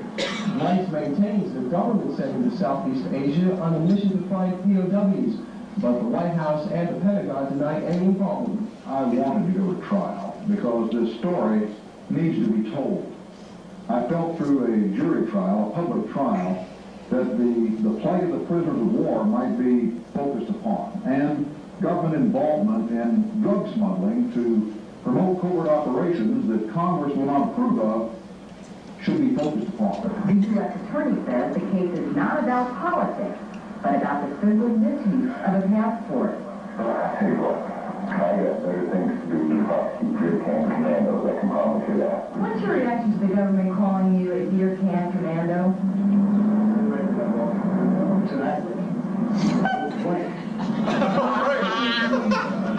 And I'm proud of the uniform of the United States. And anyone that say that obviously can't say the same. Former Green Beret Bo Grites has been acquitted on charges of using a phony passport. In federal court this morning, Judge Philip Crow said he had no choice but to toss out the case. He says the government charged Grites under the wrong statute. Former Green Beret Bo Grites is a free man tonight. The federal judge has thrown out a felony passport charge against him. Federal Judge Phil Crow dismissed the case against Grites today, saying the government simply brought the wrong charge. Grites says he's pleased with the judge's decision, but that he still has a story to tell about what's going on in Southeast Asia. It's not over until the prisoners of war home. It's not over until Richard Armitage is investigated and this government legitimate drug business is exposed. It's sweet and sour. No one likes to win a victory because the enemy fouls out. We don't even get a chance to take the field. These verdict is that we made a mistake. We should have charged a different statute. They were trying to say the case that they got watched, all right? And we know it, and we got him on it. We won. Case is over. He's acquitted, not guilty. Mills told reporters that there was a lot of interest in this case from high places, referring to Washington. George Bush called the I'll say George Bush called me up and told me to get progress. George Bush called me up and told me to get progress. I'll say George Bush called me up and told me to get progress. George Bush called me up and told me to get progress. I'll say George Bush called me up. Such comments by a United States attorney following nearly 2 years of persecution of Lieutenant Colonel Bright and the expenditure of many thousands of taxpayers' dollars are alarming. If Maddox's statements are true, the implications are profoundly disturbing. As the Iran-Contra scandal continues to unravel, revealing President Bush as more than a willing participant in numerous illegal activities, his direct interference in this case would seem to be a distinct possibility. Such behavior by our chief executive and his legal representative in the state of Nevada compromises our judicial system and violates long-cherished standards of American jurisprudence. The government apparently hasn't given up on trying to convict Bo Grice. A grand jury is now apparently looking at brand new charges. The government is still after Green Beret Colonel James Bo Grice. A federal grand jury has subpoenaed samples of Grice's handwriting. Yesterday, illegal use of passport charges were thrown out against Grice because the government filed the wrong charges. Today, word leaked out that the grand jury had taken up the Grice case again, and that the Grice attorney, Lamont Mills, was hopping mad. It is unethical, it is childish. If that's true, that breaches everything I know about the grand jury process. It shows someone who's embarrassed and humiliated because they did it wrong and their case was thrown out of court. If a man is guilty, let him come in with an indictment and let us go to trial and establish our case. But to release things to the press, when you just started an investigation, violates everything I know about the grand jury process in this country and the Constitution upon which it's founded, and I'm mad. I wish I would have been able to present to the public exactly why they charged me. I was told that I would serve 15 years as a felon. I was promised aggravated charges and hostile witnesses if I did not agree to cover up what I found in Burma in 1986 and 1987. I'm going to be about finding prisoners of war. They won't prosecute me for that. They're certainly going to have the chance. Can we have the lights, please?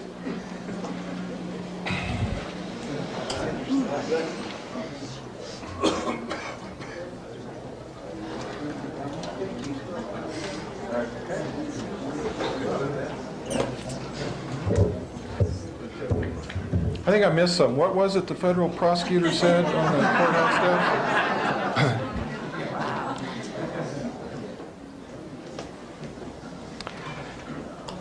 It's important that we covered that segment of this talk because it leads directly into something that I'm going to cover next.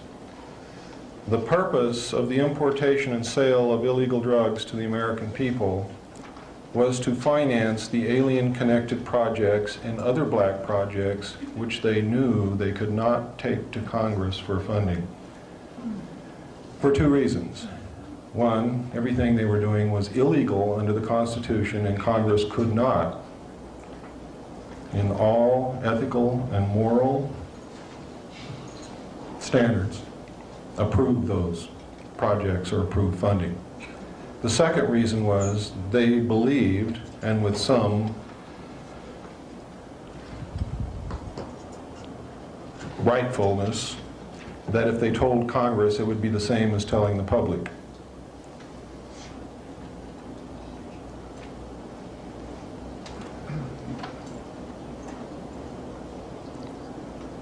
What happened next, a few years later, is of profound significance. It is one of the most heinous crimes that this secret government has ever committed, and ranks, in my estimation, right alongside the sale of drugs to our children. And that is the assassination of the President of the United States.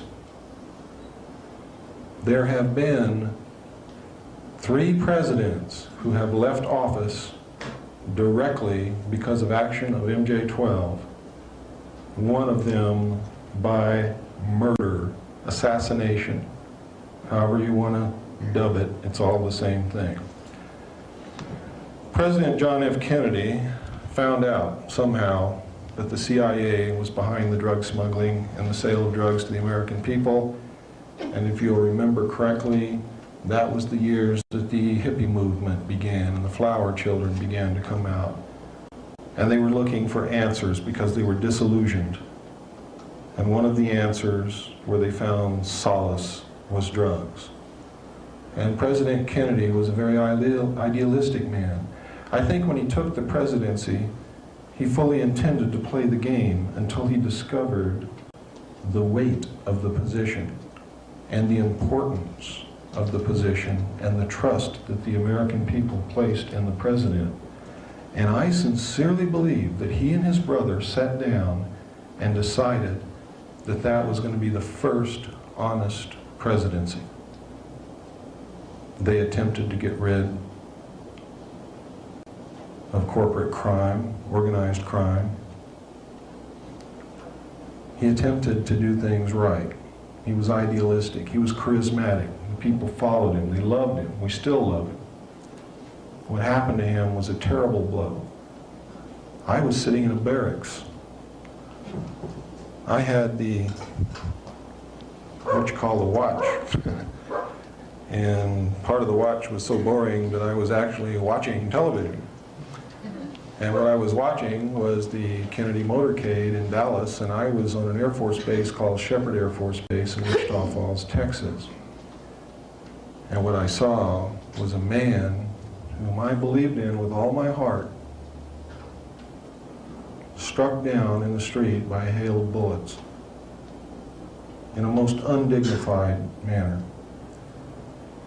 And I cried, and I'm not ashamed to admit it. The tears came out of my eyes and I couldn't stop them. And I felt a great emptiness in my chest, and I knew at that moment that the world had changed and would never again be the same for me.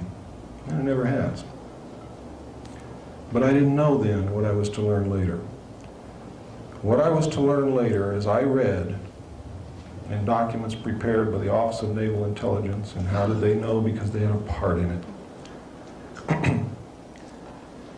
President Kennedy was ordered to be assassinated by MJ-12 because he had discovered that the CIA was importing and selling drugs to our children, and he ordered them to stop it. And he told them, if you don't stop it, you're going to be sorry, because I'll stop it and you'll all pay the price. Well, they didn't like that, and they knew they would lose a lot of money. And they knew they would not be able to accomplish their objectives. The second thing he told them is, I want you to implement a plan to reveal the presence of aliens on this earth to the American people within the following year. They didn't like that either, and they thought it was premature. They had already done a study which indicated that the American people would panic, that the panic would lead into anarchy, which would cause the collapse of the government, that our religious structure would collapse, that a large segment of the people would begin worshiping the aliens, that our economy would collapse, the stock market would collapse. They had doom and gloom and dark clouds for everything. I don't believe that will happen. And it certainly, in my estimation, did not justify the murder of the President of the United States. The murder was carried out in Dallas by teams which consisted of the United States Navy, which was to take care of the body, make sure that the autopsy was done in a manner that would not disclose the true facts. The body was kept under surveillance and custody of the United States Navy the whole time, was taken to a naval hospital. Most of these people involved were attached to naval intelligence. It involved Division 5 of the FBI, who was training people, assassination teams, to go into Cuba and assassinate Fidel Castro. It involved the Secret Service and the CIA.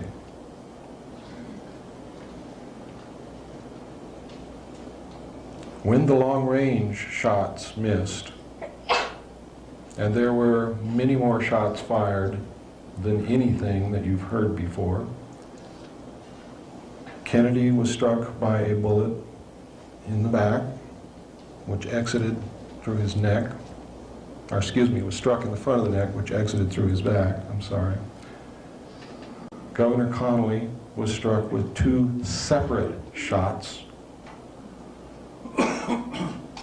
Another shot hit the windshield of the vehicle and broke it, and you can see that in the films. And we have blown these frames up many times, and we have studied it for countless hours. And we have put it together with the information that I saw in the documents, and we know exactly what happened. We know that Governor Connolly was carrying a gun.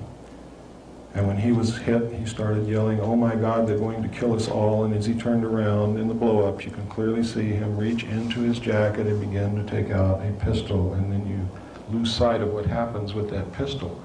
It may have been the shot from his gun that hit the window, but we don't know that for sure. We do know that the passenger, Secret Service agent by the name of Kellerman, I call him Killerman, during the motorcade, when you blow the frames up, you can see him watching Kennedy through his rearview mirror on the right hand outside of the car. You can see it clearly. He's sitting there and his eyes are watching Kennedy in that rearview mirror the whole time. When Kennedy is struck in the throat, he watches for a few more seconds, then he turns around, he verifies it, he turns back to the front, he passes something to the driver, who is William Greer. They seem to converse for a second. He then goes back to his position. William Greer then glances. Then Kellerman leans over, takes the wheel. William Greer pulls, with his left hand, pulls up, and you can see it clearly. He pulls up a pistol, turns, and over his right shoulder shoots Kennedy directly in the head. Kennedy's head then snaps backward. Jacqueline Kennedy looks at her husband. You can see her eyes go from her husband and look directly at William Greer, and then she attempts to get out of the car. She is afraid. Throughout all my combat experience, that is exactly what you do. You run away from the fire, not into it. What you see in the John Wayne movies is BS. I never saw one soldier ever run into a machine gun. You run away from the machine gun, and then you figure out how to get that machine gun nest. You don't just run up there and die. That's for the Marines.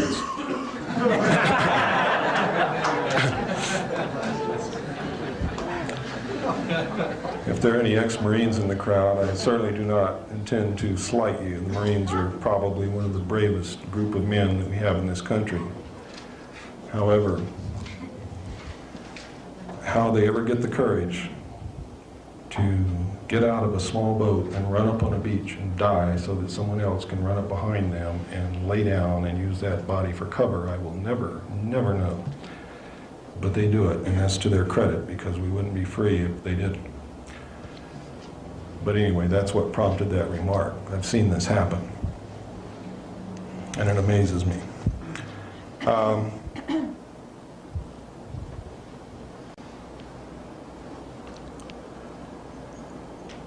What happened next was that both men in the front seat hunched down. The car speeds up out of sight. During the time when William Greer is actually shooting Kennedy, the car comes to almost a complete stop, which is exactly what a driver would do if someone else is holding the wheel and he's turning around to shoot someone. You would remove your foot from the accelerator. We have tried this, and it's exactly what people do instinctively. They don't even think about it, it just happens. The film that you normally view when they show it to you on television is speeded up many times so that everything happens real fast. You're always looking at Kennedy. You don't even detect that the car slows down, and you never look at the driver, so you wouldn't see it anyway. But just to take a precaution, they cut a few clips out there, so even if you did think to look at the driver, you still wouldn't see it. But in the film I'm going to show you tonight, we got those clips. Now, when I saw those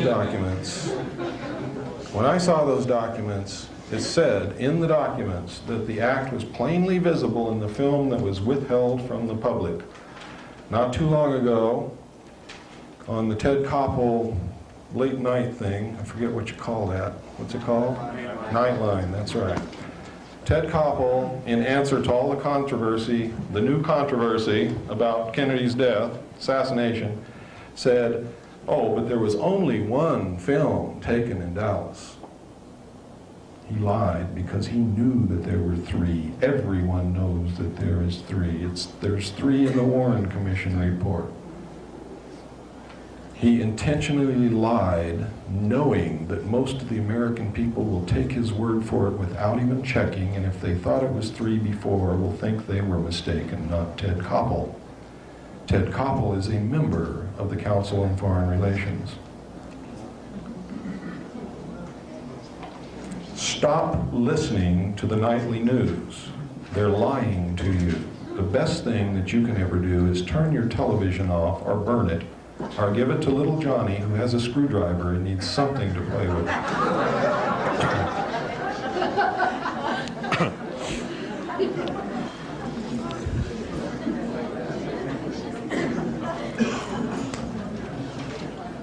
What happened next is they took the body to Parkland Hospital in Dallas.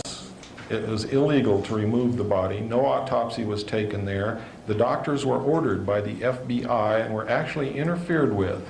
They were told not to attempt to determine the path of the projectiles through the body. They were told to get the body ready for shipment as quickly as possible when it was determined that they could not save Kennedy's life. There was no investigation done in Dallas at all. The doctors did draw sketches of what they saw, and they did make reports of what they saw immediately following and during the incident. Now, if you understand the human mind and you understand the way the legal process works, those reports are legal documents and should stand up in any court of law or any investigation because they were done at the scene by professionals who were qualified to make those determinations. Photographs were even taken, but the photographs taken at Parkland Hospital disappeared, so that there was only the doctor's reports and the drawings left. The body left Parkland Hospital in an ornate bronze casket, was taken to Washington, D.C. Somehow the body got out of that casket on the aircraft, and we know exactly how it was done. When Jacqueline Kennedy was taken forward to participate in the swearing-in ceremony of Lyndon Baines Johnson, the Naval Intelligence officers removed Kennedy's body from the bronze casket, passed it down into the baggage compartment, where it stayed like a sack of potatoes until they landed in Washington, D.C. When they landed in Washington, D.C., we have tracked down someone who was on the other side of the plane who also took a film of a military helicopter, a naval helicopter to be exact, or I should say a Marine helicopter, but that's part of the Navy, landed on that side of the plane near the galley door, and something was taken out of the plane and put in that helicopter, which we now know was Kennedy's body. It was flown to Bethesda Naval Hospital, and it arrived there a full 30 minutes before the casket, which left Parkland Hospital, arrived there. President Kennedy's brain was removed, and another brain that was undamaged was substituted in its place. Why?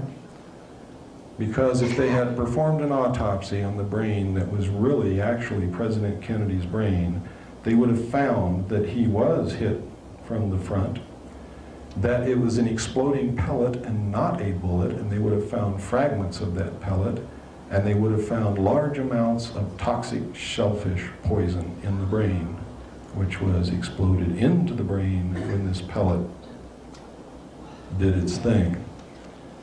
And it would have said, CIA, CIA, CIA, CIA, because the CIA had that type of weapon at that time, and it was well known.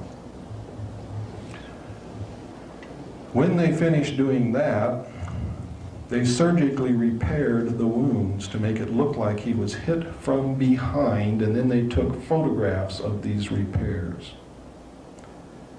Then they took the body in to be autopsied as if it had come out of the Bronx casket. They also altered the throat wound. We know this. Kennedy's brain was taken out of the room where all this occurred on a gurney, covered with a cloth, and when people asked what that was, being wheeled down the hall and the gurney covered with the cloths, because everybody wanted to know what the hell was going on, they were told that a woman had delivered a stillborn baby, and that was the stillborn baby. It was not, it was Kennedy's brain.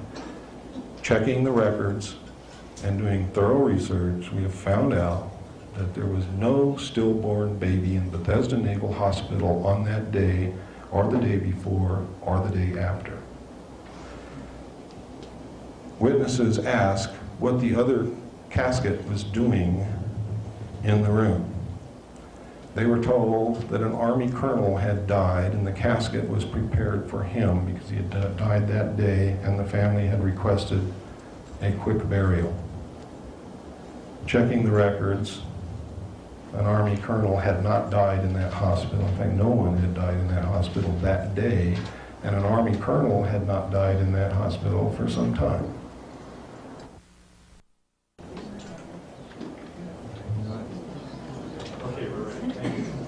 I don't hold much hope for William Greer talking, but I want him to talk. I don't want him killed. I want that man to talk. I want him to become a man and talk. I want the rest of these so-called men and patriots in our government to become real men and real patriots and start talking. Because right now I'm going to tell it in front of you, I'll tell it in front of the world, I'll tell it in front of the government. Our top military commanders are cowards and they are traitors. The men who represent us are cowards and traitors, and they're all afraid to talk. They're scared to death to talk. They'll let the country go down the tubes before they'll stand up and do what a man should do. And what our history demands that any man who calls himself a patriot do. Stand up and talk and tell the truth. And I'm going to continue, and I'm going to ask that you continue with some of the things that I'm going to ask you to do tonight when you leave here over the next few days and into the next year. I'm going to ask you to continue until we clean up this government, until it gets back to a government of, for, and by the people.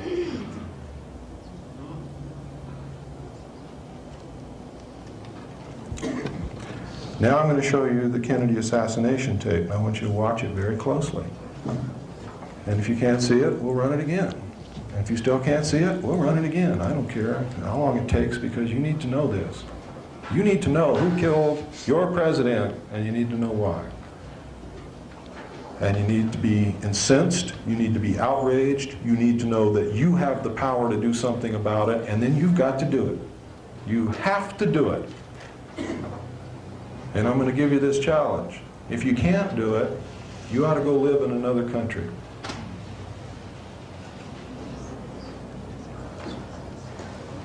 Let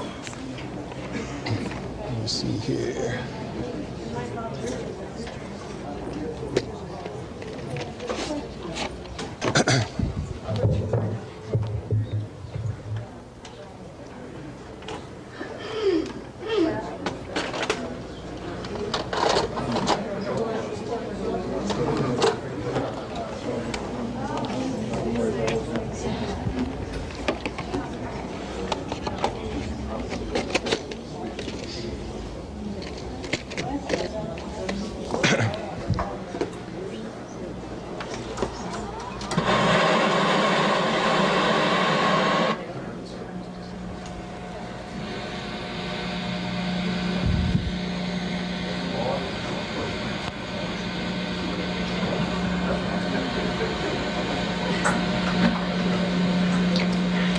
25 years ago, the people of the United States and the world were shattered by the impact of an assassin's bullet upon the helpless, unsuspecting young President of the United States, John Fitzgerald Kennedy. Watch the driver, not Kennedy! Bullets has penetrated deeply into the body and soul of America, destroying the very lives of thousands and the heart and trust and political will of literally millions.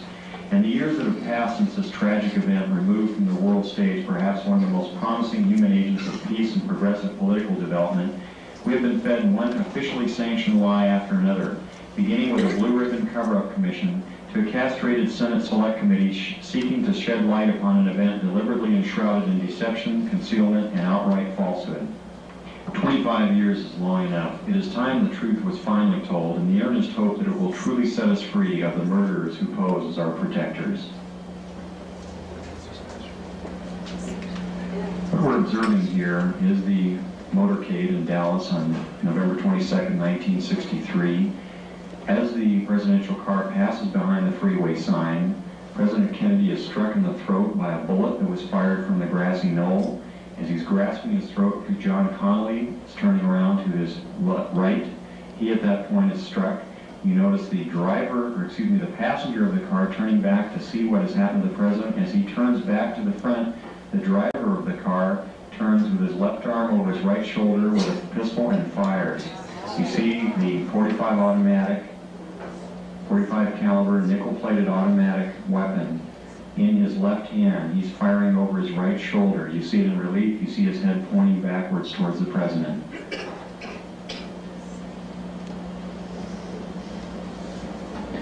In this enhanced close-up, watch her eyes. She looks right at Greer. Of the bullet upon the president.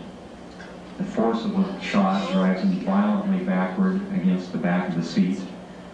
You see Miss Kennedy react in horror. The ugly gaping wound, which is evident here, according to many observers at the scene, was actually created on the print. This was not the actual nature of the wound. But you notice that Mrs. Kennedy wasted no time in trying to exit the vehicle because she clearly was able to determine exactly where that shot had originated, and it was her personal bodyguard, Clint Hill, another Secret Service agent, who attempted to keep her in. What the arrow is indicating here is what appears to be the outline of a man, a hat, and his rifle. The arrow is pointing to the rifle barrel of the man in the bushes who possibly was the rifleman on the grassy knoll who fired that shot. Another view taken by another photographer. Again, you see Mrs. Kennedy trying to exit the vehicle from behind, being pushed back in by her bodyguard. A number of witnesses on the scene rushing towards the vehicle.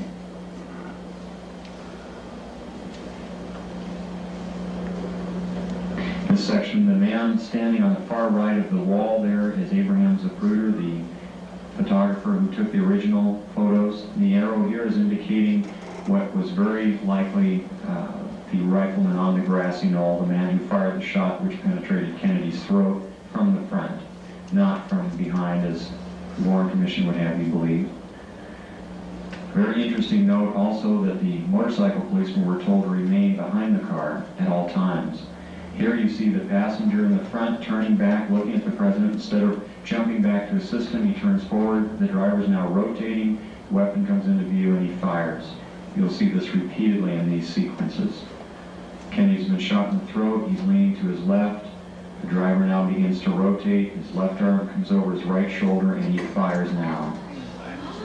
Again, you see the driver rotate. You see the weapon come into view. He's rotating again, the weapon is in view, he fires. You can clearly see his head turning and his arm and the weapon extending into view over his right shoulder. Many of the witnesses indicated that the car slowed almost to a virtual halt at about this point. And here in the normal version, you see how much more quickly to speed it up. It's much harder to determine. Many of the people who asked the question, why Jackie Kennedy?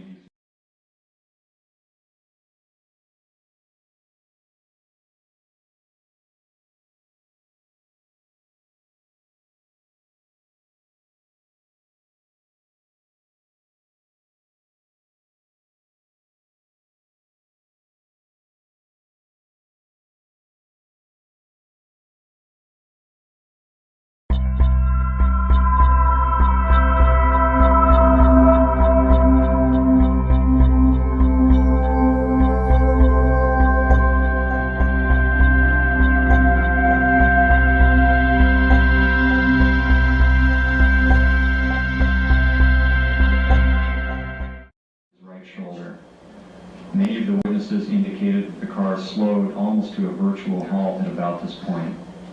And here in the normal version, you see how much more quickly to speed it up. It's much harder to determine. Many of the people who asked the question why Jackie Kennedy did not report this, it should be fairly evident that she wasted no time in getting away from the attacker. Lights, please. Did everybody see it? Okay, those of you who did not see it, please come up to the front. And would some of you in the front not see it? Okay, good. Let's move right on along here now. What I'm showing you here is an aerial photograph taken of Area 51, otherwise known as Dreamland or Groom Lake. It is a super top secret area in the Nevada test site where we are test flying the alien craft. Now, a lot of people didn't believe what John Lear and I have been telling them for a long time. And there is a radio show in Las Vegas called The Billy Goodman Happening. Is there anybody here who listens to that? One gentleman in the back. Did you hear the Groom Lake trip? Yeah, every once in a while. Okay. What happened was they didn't believe what we were telling them, and all these people wanted to go out and see for themselves. So they put together this trip to Groom Lake. Now, in anticipation of this, a reporter from Santa Clara came down, got a grant from a radio station up there and came down and camped out up there watching Groom Lake for a week in advance and phoned in reports every night to the radio station. And he had dozens of sightings. Unmistakably unidentified flying objects that could in no way, shape, or form be aircraft. All in the Groom Lake facility, in the air, doing things that are impossible to do. On the fateful night, 100 of Billy Goodman's listeners and Billy Goodman and about 9 members of the Lincoln County Sheriff's Department went up there and had a vigil. They had 4 sightings, and then the majority of the group left. 4 good sightings, and then the majority of the group left. 12 people stayed there all night and had 15 more documented sightings that they are ready, willing, and able to swear to. So, you can do with that piece of information whatever you wish. I suggest that those of you who can tune in to the Billy Goodman Happening every night, Sunday through Friday night at 10 p.m. It goes from 10 p.m. till 1 a.m. in the morning. It is the only radio show, in fact, it's the only media in the world that accurately reports the UFO issue. I have been a guest on there many, many times for the whole 3 hours. He has had Colonel Bo Greitz on there. He has had Brad Steiger on there. He will have anyone on there who knows anything about this and wants to be on. All you got to do is write him or call him, talk to him. His daytime number is area code 702-451, and I hope you're writing this down, Virgil. 702-451-3131 in the daytime. If he's not there, please leave a message for him. He will get back to you. What is the name again? His name is Billy Goodman. What is the frequency? It's 840 on the AM dial. Now, I've tried to get it on my car radio here. That station is 50,000 watts, and it's heard in Canada. The whole state of California can hear it, Oregon, Idaho, all over the place, but I can't get it on my car radio in Sedona, Arizona. It's incredible, because it is the only... Billy Goodman, in my estimation, is a hero, because everyone else who has ever tried this in the past has lost their job, or the radio station has blown up, or something has happened. But Billy Goodman has sworn that he's going to persist until the truth comes out. So he will talk about it every night. He talks about other things, and he has other guests on, and he has entertainers on, and things like that, but his main issue is the UFO and the drug issue, and he wants to get to the truth. And he has sworn that he will persist until the truth comes out and nobody will make him stop. And I believe him. He's doing an absolutely wonderful job. Now, what does all this mean? It means that the secret government is not our government, and it is in full control and is powerful enough to assassinate a president and get away with it. They were powerful enough to tell Lyndon Johnson not to seek another term, and he didn't. How many of you have ever read or know anything about Lyndon Johnson? Anybody in here? He was my teacher at school. What did you learn about him? Not much. You think he would have not run for another term? This is one of the most ambitious men that ever lived. He was a politician's politician and one of the dirtiest of them all. And he wanted it all. He didn't run again because he was told by MJ-12 not to run again, because for him to run again and make a reversal on a Vietnam policy would have embarrassed the entire administration and could not have been explained. They needed to get another president in who would pull the troops out of Vietnam, because Vietnam was becoming an issue that was going to pull the government down. And Johnson was for finishing the war, not pulling out. President Nixon was forced to resign. The Watergate incident was created. Deep Throat was not one person, it was 3 people. The Washington Post is owned, and the editors all belong to the Council on Foreign Relations. Now, I don't mean owned by the Council on Foreign Relations as a body. It's owned by members of the Council on Foreign Relations. If you think that Bernstein and Woodward broke that story all on their own and their persistence, you better think again. They were led through that by their nose. Nixon was forced to resign. Nixon did something wrong. Did several things wrong. One, he opened up China. China had been isolated intentionally by the Soviet Union and the United States to prevent them from reaching a level of technology that would increase the pollution in the atmosphere and in the water of the earth. He did some other things, too, that they weren't too fond of.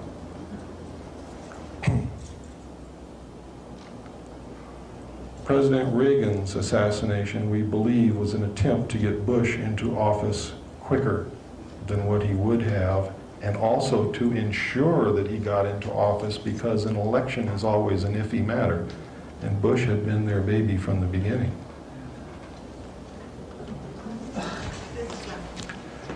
What can we do about this? Let me tell you what we can do about it.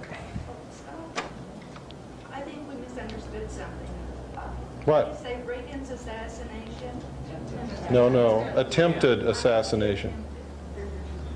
Reagan, the attempted assassination on Reagan. Well, we might have missed something. I mean, he really wasn't alive for the last couple of years, was he?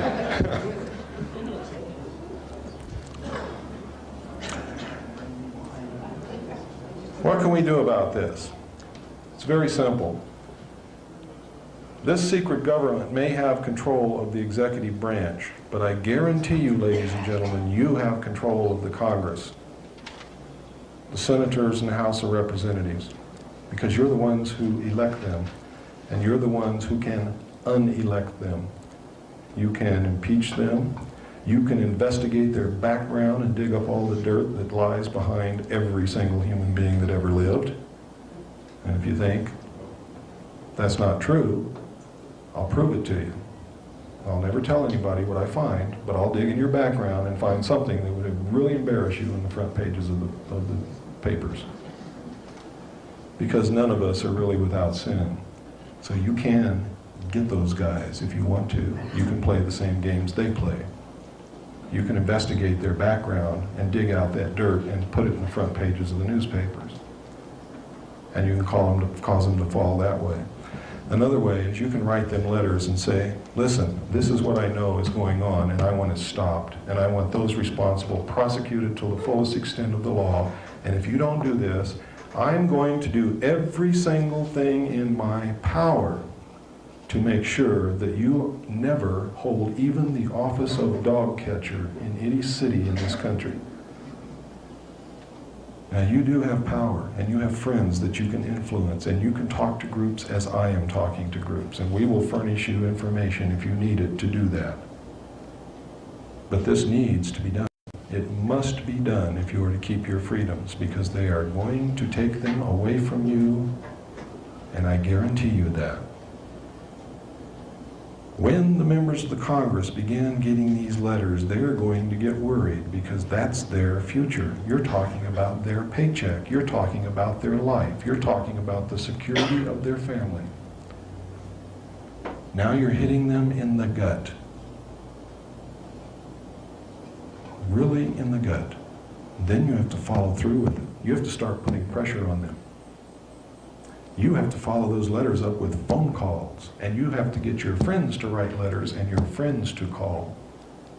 And believe me, ladies and gentlemen, if we start now, and if you, each one of you, can influence just 5 friends to do the same, and they can influence 5 friends to do the same, we can have those crooks on the carpet in front of Congress by the end of November.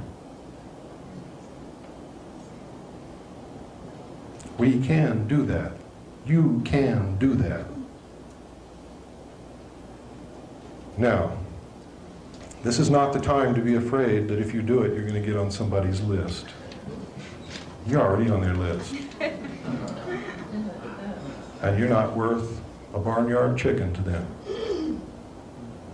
You're already on their list. They don't care about you. They don't care about any of us. They will tolerate us as long as we are useful, and that is as far as they will tolerate us. When this one world economic organization comes into power, your Bill of Rights is going to be flushed right down the toilet.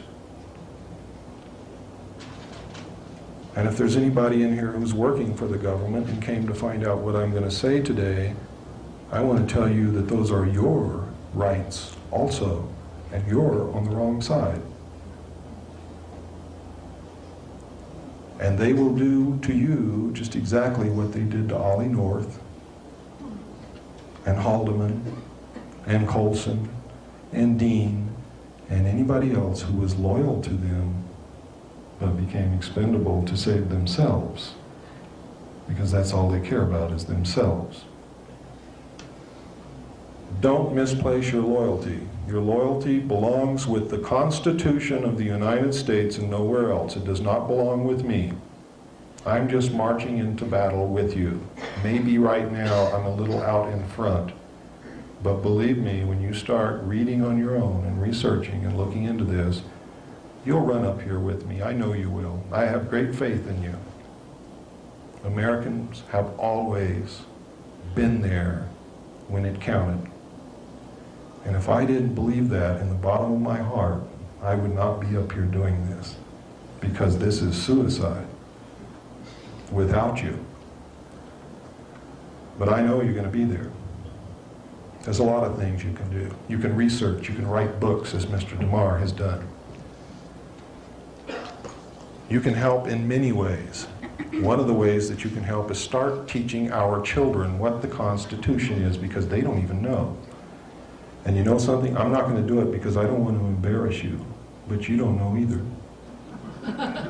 Most of you in this room can't even tell me hardly anything about what the Constitution says, and you know it. That is the United States. It is our freedom. It is everything that we stand for. It is the only thing on earth worth protecting besides our family and our loved ones. There is nothing else to fight for.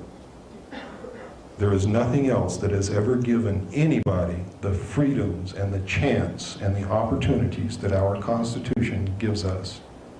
And we must never lose sight of that. The Constitution has been taken out of the school books intentionally, ladies and gentlemen. The Rockefeller family owns most of the teaching colleges. Did you know that? They also own most of the textbook publishing companies. Did you know that? Did you know that the Federal Reserve is not an agency or a branch of the United States government, and our money is nothing but worthless printed paper? Did you know that when you pay your income taxes, you pay them to the IRS, which also is not an agency or a branch of the United States government? It is an agency of the Federal Reserve. It is the collection bureau to repay our national debt to those whom we borrowed it from. When you get your refund check, it does not come from the money you paid in. The money you paid in to income tax goes to the Federal Reserve to pay off the national debt. The United States government, to give you your refunds, has to borrow again from the Federal Reserve to give you your refunds, and we go more into debt. And did you know that if we started printing $100 bills right now with all the money printing presses that we have at our disposal and printed money 24 hours a day, every day,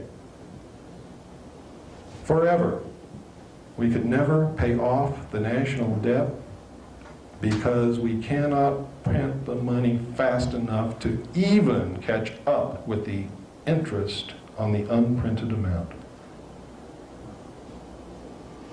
Our children and our grandchildren and their grandchildren and their grandchildren and their grandchildren and their grandchildren have been bought and paid for and are in debt forever.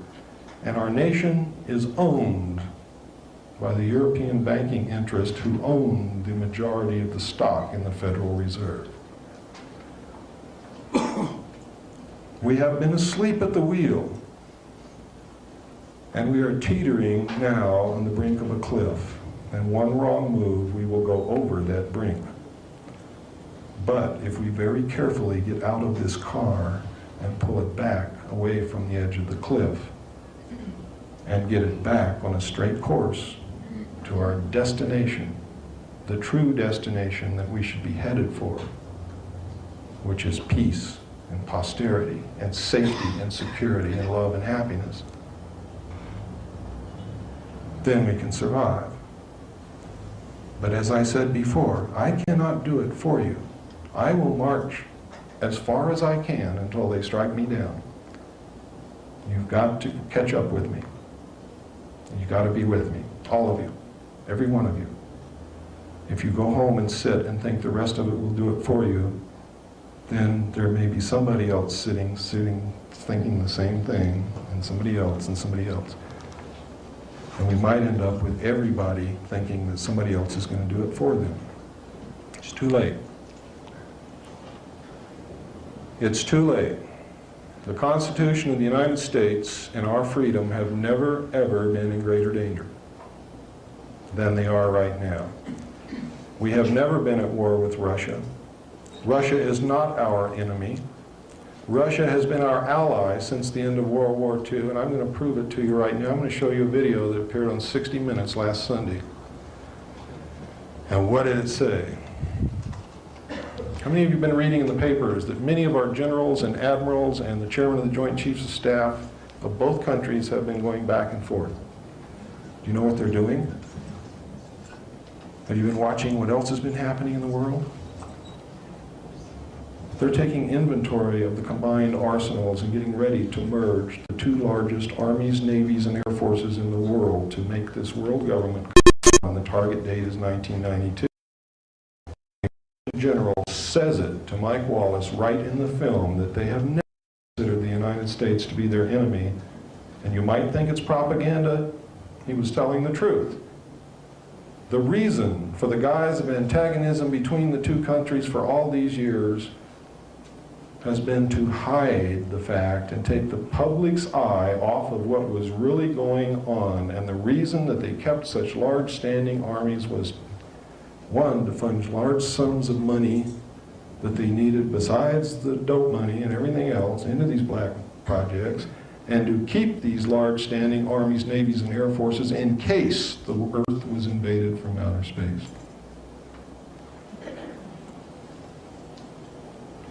It's all done in secrecy, still being done in secrecy. But over the last 10 years, they've been... Next to Kubinka Air Force Base near Moscow, where the Americans got a close-up look at and a chance to ask questions about some of the aircraft they trained to fight against. Admiral Crowe is still trying to get his Russian phrases How straight. do you say thank you again? 22 hours. Let's see. Damn, I can't remember. God, size of that. The highlight, a visit to the cockpit of a Soviet blackjack fighter bomber, similar to the U.S.'s B-1. We listened over a wireless microphone the Soviets knew the Admiral was wearing as he and Air Force General Monroe Hatch asked questions. And what's the top speed? Какая максимальная скорость полета? 2M. 2M. 2 Mach? 2M. And do you practice refueling with this? Заправку в воздухе практикуете на этом самолете? Нет. No. No. What do you think, Monroe? It's impressive. How many cruise missiles does it carry? 12 крылатых ракет. 12 Welcome. 12. But lately, the Soviets claim to have undergone a major change in their military strategy, from emphasizing offense to defense. And they asked how could their blackjack bomber be an offensive threat with a range of only 2,200 kilometers, barely over 1,300 miles. Against what kind of targets, then, are we going to use this plane? Within the range of 2,200 kilometers. So I have a map.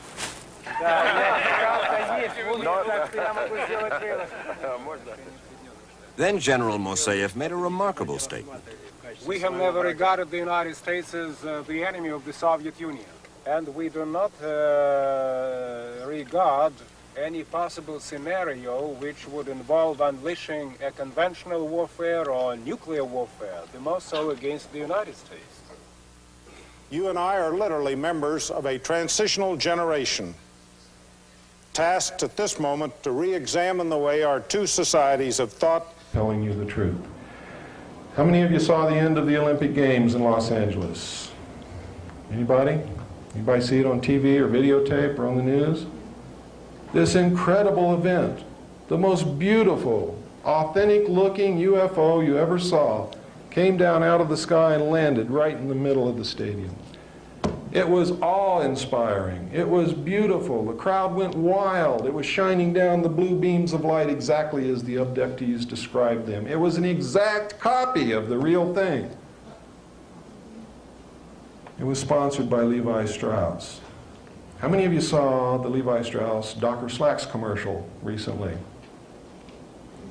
Where the guy runs in and says, "Hey, guess what, gang?" He's got on Docker Slacks. "America is hosting EBs." And the guy says, "EBs? What's EBs?" EBs are extraterrestrial biological entities, and America is hosting EBs. And everybody says, "EBs, GBs." He told us the truth, but we laugh at it. Not too long ago, Gumby on Saturday morning, your kid was sitting there and you thought he was watching good television. Gumby was abducted, implanted, and returned. And the little boy said, "I wish they'd do that to me." What do you think they're preparing those kids for? What else have you been seeing on TV? Alien Nation, who, by the way, look exactly like the group of aliens designated the Orange.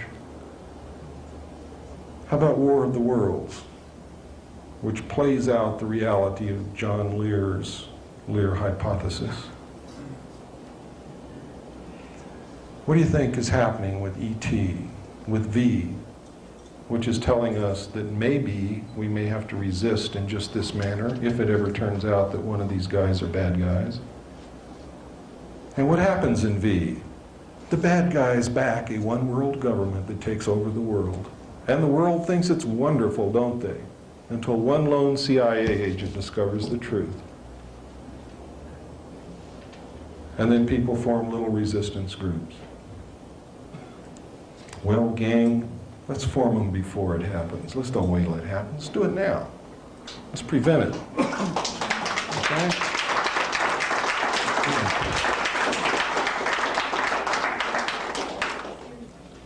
Thank you. There is a lot of supporting evidence that's out there. There are a lot of books. I suggest you read Whitley Strieber's book, Communion. Suggest you read his book, Transformation. I suggest you read his recent novel, Majesty.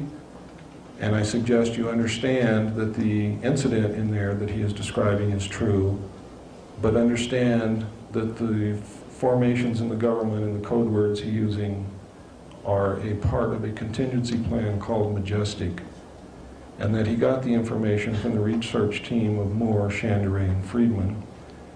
Moore has stood up in front of the MUFON Symposium in Las Vegas on July the 1st, 1989, and admitted that he was working for the United States government, that he had been recruited, that he was putting out disinformation to researchers to keep them from finding out the truth, that he participated in the TV show UFO Cover-Up Live, and at least 50% of it was disinformation.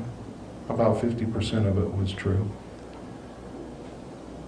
Etc., etc., etc.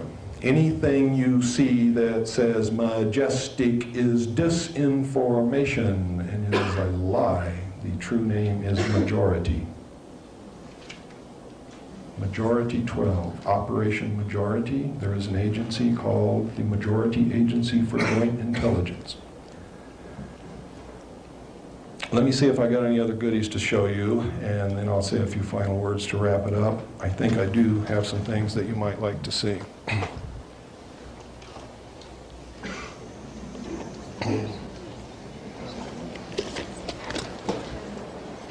I want to show you how disinformation works. Not too long ago, when I first began talking about what I knew, John Lear asked me to come to his home for an interview with PM Magazine. I thought, wow, this is incredible. These people really want to put it on the air? I can't believe it, because it's never happened in the past. You see, there's always been an intense campaign of denial, ridicule, debunking, and character assassination. So I went there in all good faith, and John Lear and I, knowing what had happened to people in the past, took the producer and the camera crew aside, and we said, listen, this was about 8 o'clock in the morning. We said, listen, we'll do this provided one thing, that you submit to a complete briefing by each one of us on everything that we know and all the documents that we possess and the videotapes and the maps that we will show you and the letters that we have from officials of the government admitting that this is true, etc., etc., etc. They agreed to that. So we did it. We briefed them for approximately 8 solid hours with no breaks. When we were through, they were convinced. You see, because we presented the information to them without all the other comments like I'm making tonight, and for 8 solid hours of evidence, not talk, evidence, things that you can see and cannot doubt. And then they spent 4 hours filming us, John Lear and I. And we told them literally everything we knew. And this was for a 30-minute program, and she said, boy, this is going to be the greatest show in the history of television. And John said, you'll never get it on the air. And she says, they've never censored anything that I've ever produced, and everything I've produced they put on the air exactly like I've edited it. And I said, well, I've got to agree with John. I really don't believe it'll air. Well, it aired. And what I'm going to show you is the results of what I have just told you. This is what aired, and I want you to watch it. And then you'll go back to your television set with a different kind of a viewpoint and a different knowledge, I hope.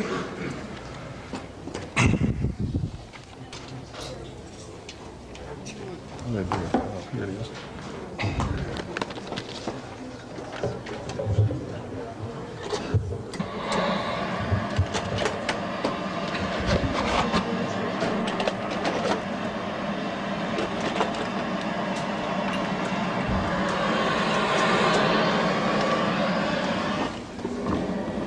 Years now, there has been a small but very vocal minority in this country who make the claim that we have been visited on a regular basis by extraterrestrials. Now, generally they are dismissed as cranks or crackpots by most of us, but they persist in their belief that the aliens are with us. Some of these people, however, are a little difficult to dismiss.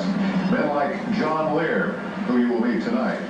John says that he has had government connections in the past and that the government trying to discredit him because it's all part of a giant cover-up.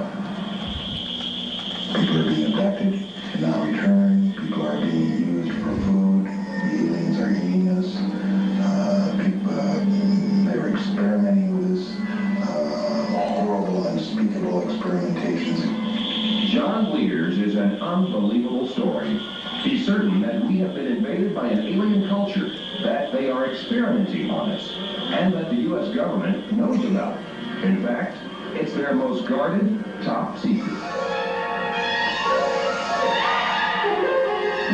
It all began on a hot July night in 1947, when, according to Lear and others, an alien craft crashed on a remote ranch near Roswell, New Mexico. Eyewitnesses, the local papers, even the first military men at the site reported a crashed UFO. Then, suddenly the top brass swarmed to the site. Witnesses were sworn to secrecy, and every speck of debris was literally vacuumed from the dusty desert floor. A news story was issued. It, said military officials, was nothing more than a crashed weather balloon.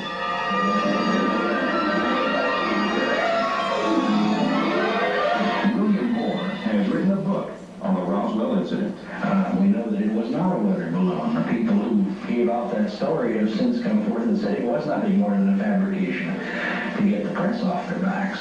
The evidence suggests it was a spacecraft, and the evidence suggests the government grabbed it and carted it away and is still involved with the examination of it. In fact, government documents unearthed via the Freedom of Information Act suggest that both craft and alien bodies had been retrieved. However, references are vague, and large portions of the text have been censored.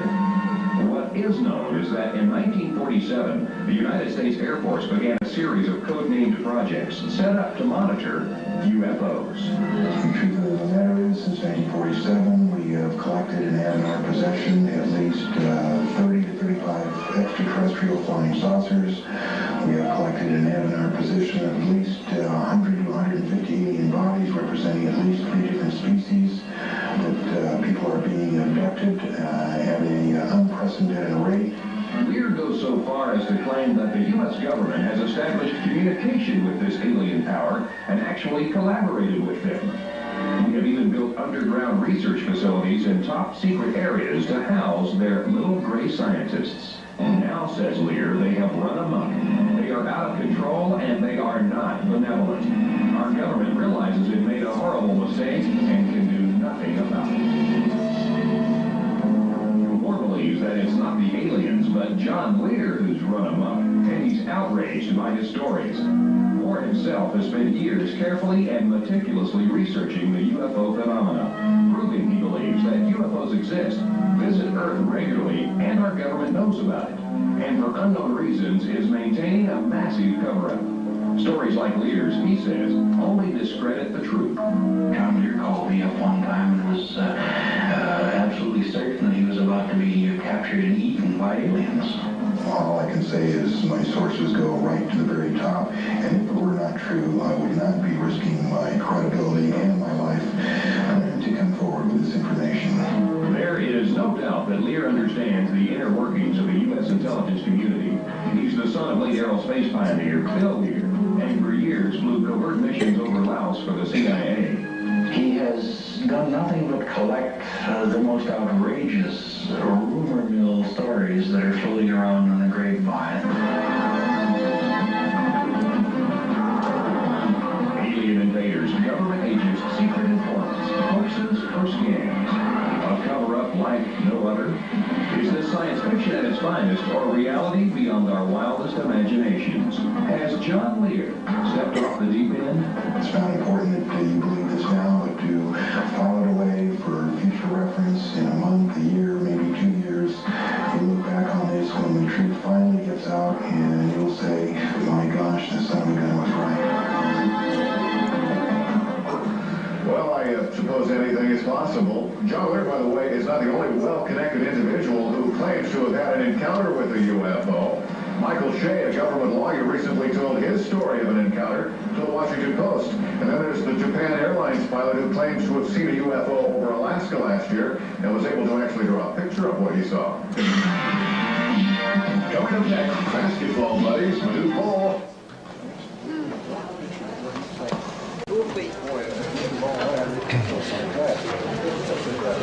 The reason you only saw John Lear, not me, as John Lear got all of his information secondhand from his contacts, where I was a first-hand participatory witness. Therefore, they didn't put me on, but they put John Lear on, and then they put him on in a manner, after spending 12 hours with these people, this is what you saw. And this is how they do things. There is a campaign underway now to discredit Whitley Strieber. I can tell you that Whitley Strieber is writing about what really happened to him. I don't know Whitley Strieber. John Lear doesn't know Whitley Strieber. He's not getting this stuff from us, believe me. I have one other thing that I want to show you, which is about an organization called Yellow Fruit. Does anybody know anything about Yellow Fruit? Okay, let me show you this.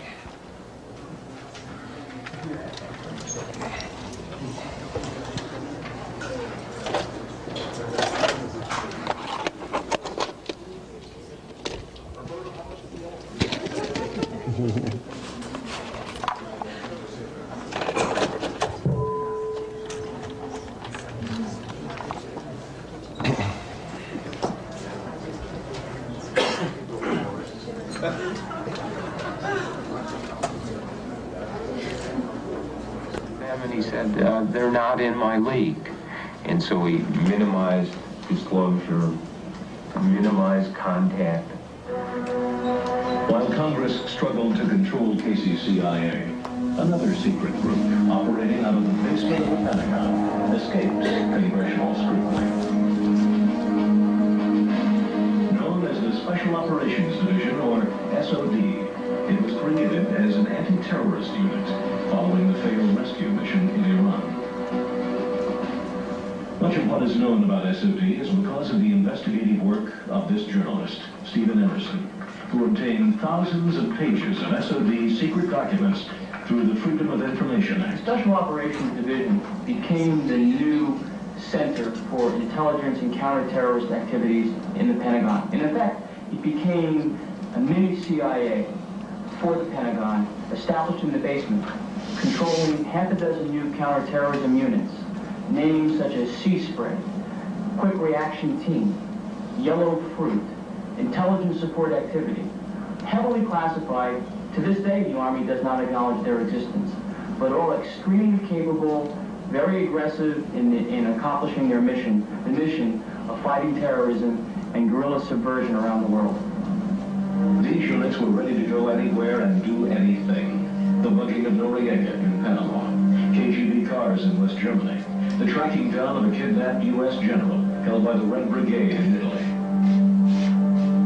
They were all over the world, and they felt they had a mandate to be all over the world. After all, the CIA was a shadow of what it used to be. And the Special Operations Division was literally stepping into a void. SOD may have been stepping into a void, but it was doing so with enormous resources. Tom Golden was in charge of financial control for a subunit of SOD called Yellow Fruit. The funding was almost unlimited. I don't know of any time that we were in a position where we needed money. The money was offered and we had to find ways to spend it, basically. In the fall of 1983, some units of the SOD participated in the U.S. invasion of Grenada.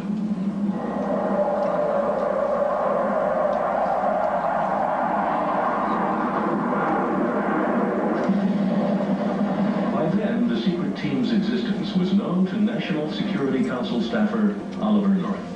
It is believed that North, who worked closely with CIA Director Casey, quickly recognized how useful this super-secret group could be to the CIA in Central America. The SOD, located in the basement of the Pentagon, could be used to circumvent the legislative requirement that all covert operations be reported to Congress. Thus, the SOD could become a convenient vehicle to be used by the agency to conduct operations which it couldn't get approved, or in funding operations for which it had no money, like support for the Contras in Nicaragua. One of the most severe and scandalous projects ever embarked upon the U.S. military was a project called Yellow Fruit. It was a backdoor CIA effort to aid the Contras in Central America and to perform other operations that Congress never would have supported. And the CIA saw Yellow Fruit and the Special Operations Division as a magical fountain of support with unlimited money, unlimited weapons, black money, black tape transportation capability. Basically, another CIA without any of the reporting or problems that had triggered the problems in the late 1970s. Some of the units actually participated in strafing Nicaraguan targets, bombarding airfields and oil fields in an attempt to disrupt and possibly dislodge the Sandinista regime. But Tom Golden blew the whistle on Operation Yellow Fruit. Normally in intelligence operations, you're advanced a certain amount of money to operate with. Once you spend that money, then you must submit a voucher to account for it. What I found was very unusual in this unit is people have been advanced as much as $150,000 and had never submitted a voucher for accountability. I eventually went to my superiors and reported what I believed to be abuse of funds and possibly fraud. That eventually was surfaced to the leadership of the Army, who ordered a massive investigation into the Special Operations community in general. This is Arlington Hall, Virginia, headquarters for U.S. Army Intelligence. Here, members of the SOD team were court-martialed in a soundproof room. 2 SOD members are now serving prison sentences for financial fraud. But what was most important about these trials was not the discovery of another case of misuse of government funds, but the revelation that the SOD's Yellow Fruit served as the blueprint for what William Casey called the Enterprise. The Special Operations Division and Yellow Fruit had a unique access to equipment, material, offshore bank accounts, a secret clandestine Army/CIA aviation unit, a clandestine ship overseas to provide transportation, access to material and weapons, all the seeds that would later basically erupt in the Iran-Contra affair and be known as the Enterprise. And I believe that Yellow Fruit and the Special Operations Division were both being groomed by the CIA and the National Security Council to serve as the cornerstone of the Enterprise to perform operations in Central America and elsewhere that would never be accounted to Congress. Lights, please. Now, let me tell you who Yellow Fruit really is. Yellow Fruit, along with Sea Spray, are accountable for security of the alien task projects.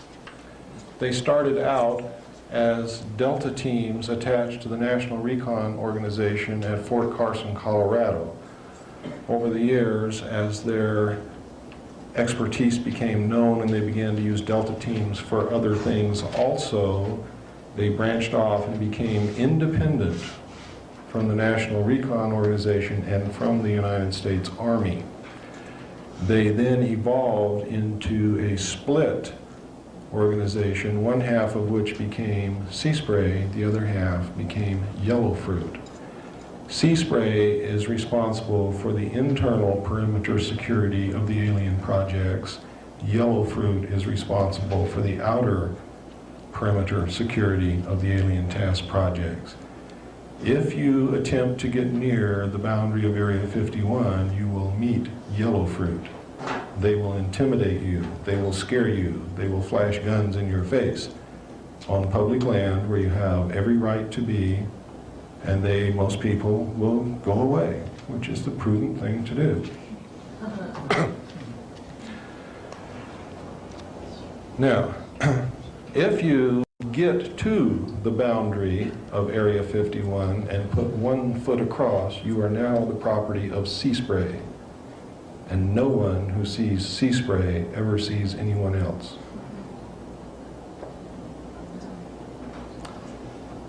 Where do you think they get all this money? From drugs. If you look at all of the things that the secret teams have been doing, look at all of the covert operations that we've been performing, and then look at the budget for these things, and you will see that Congress has not even allotted 10% of the money that would be required to carry out what they have been doing.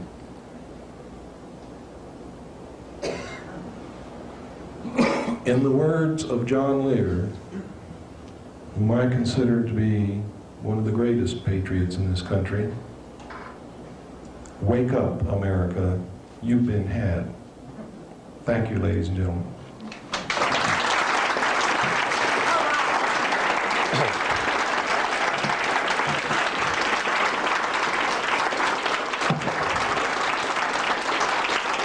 We have information at the back table. We have some tapes. By the way, ladies and gentlemen, this is our only source of income while we continue our research and do this, is the money that we get from people who come to listen to this information, and the money, the sale of materials and tapes. When possible, when we have the extra money, we do make tapes which we give out to people for free with the stipulation that they never charge anyone for tapes and that they make at least 5 and pass them on to other people. If you purchase a tape from us, we want you to make copies and give them free to other people. If you purchase documents from us, we want you to copy those documents and give them free to other people. But we need your help.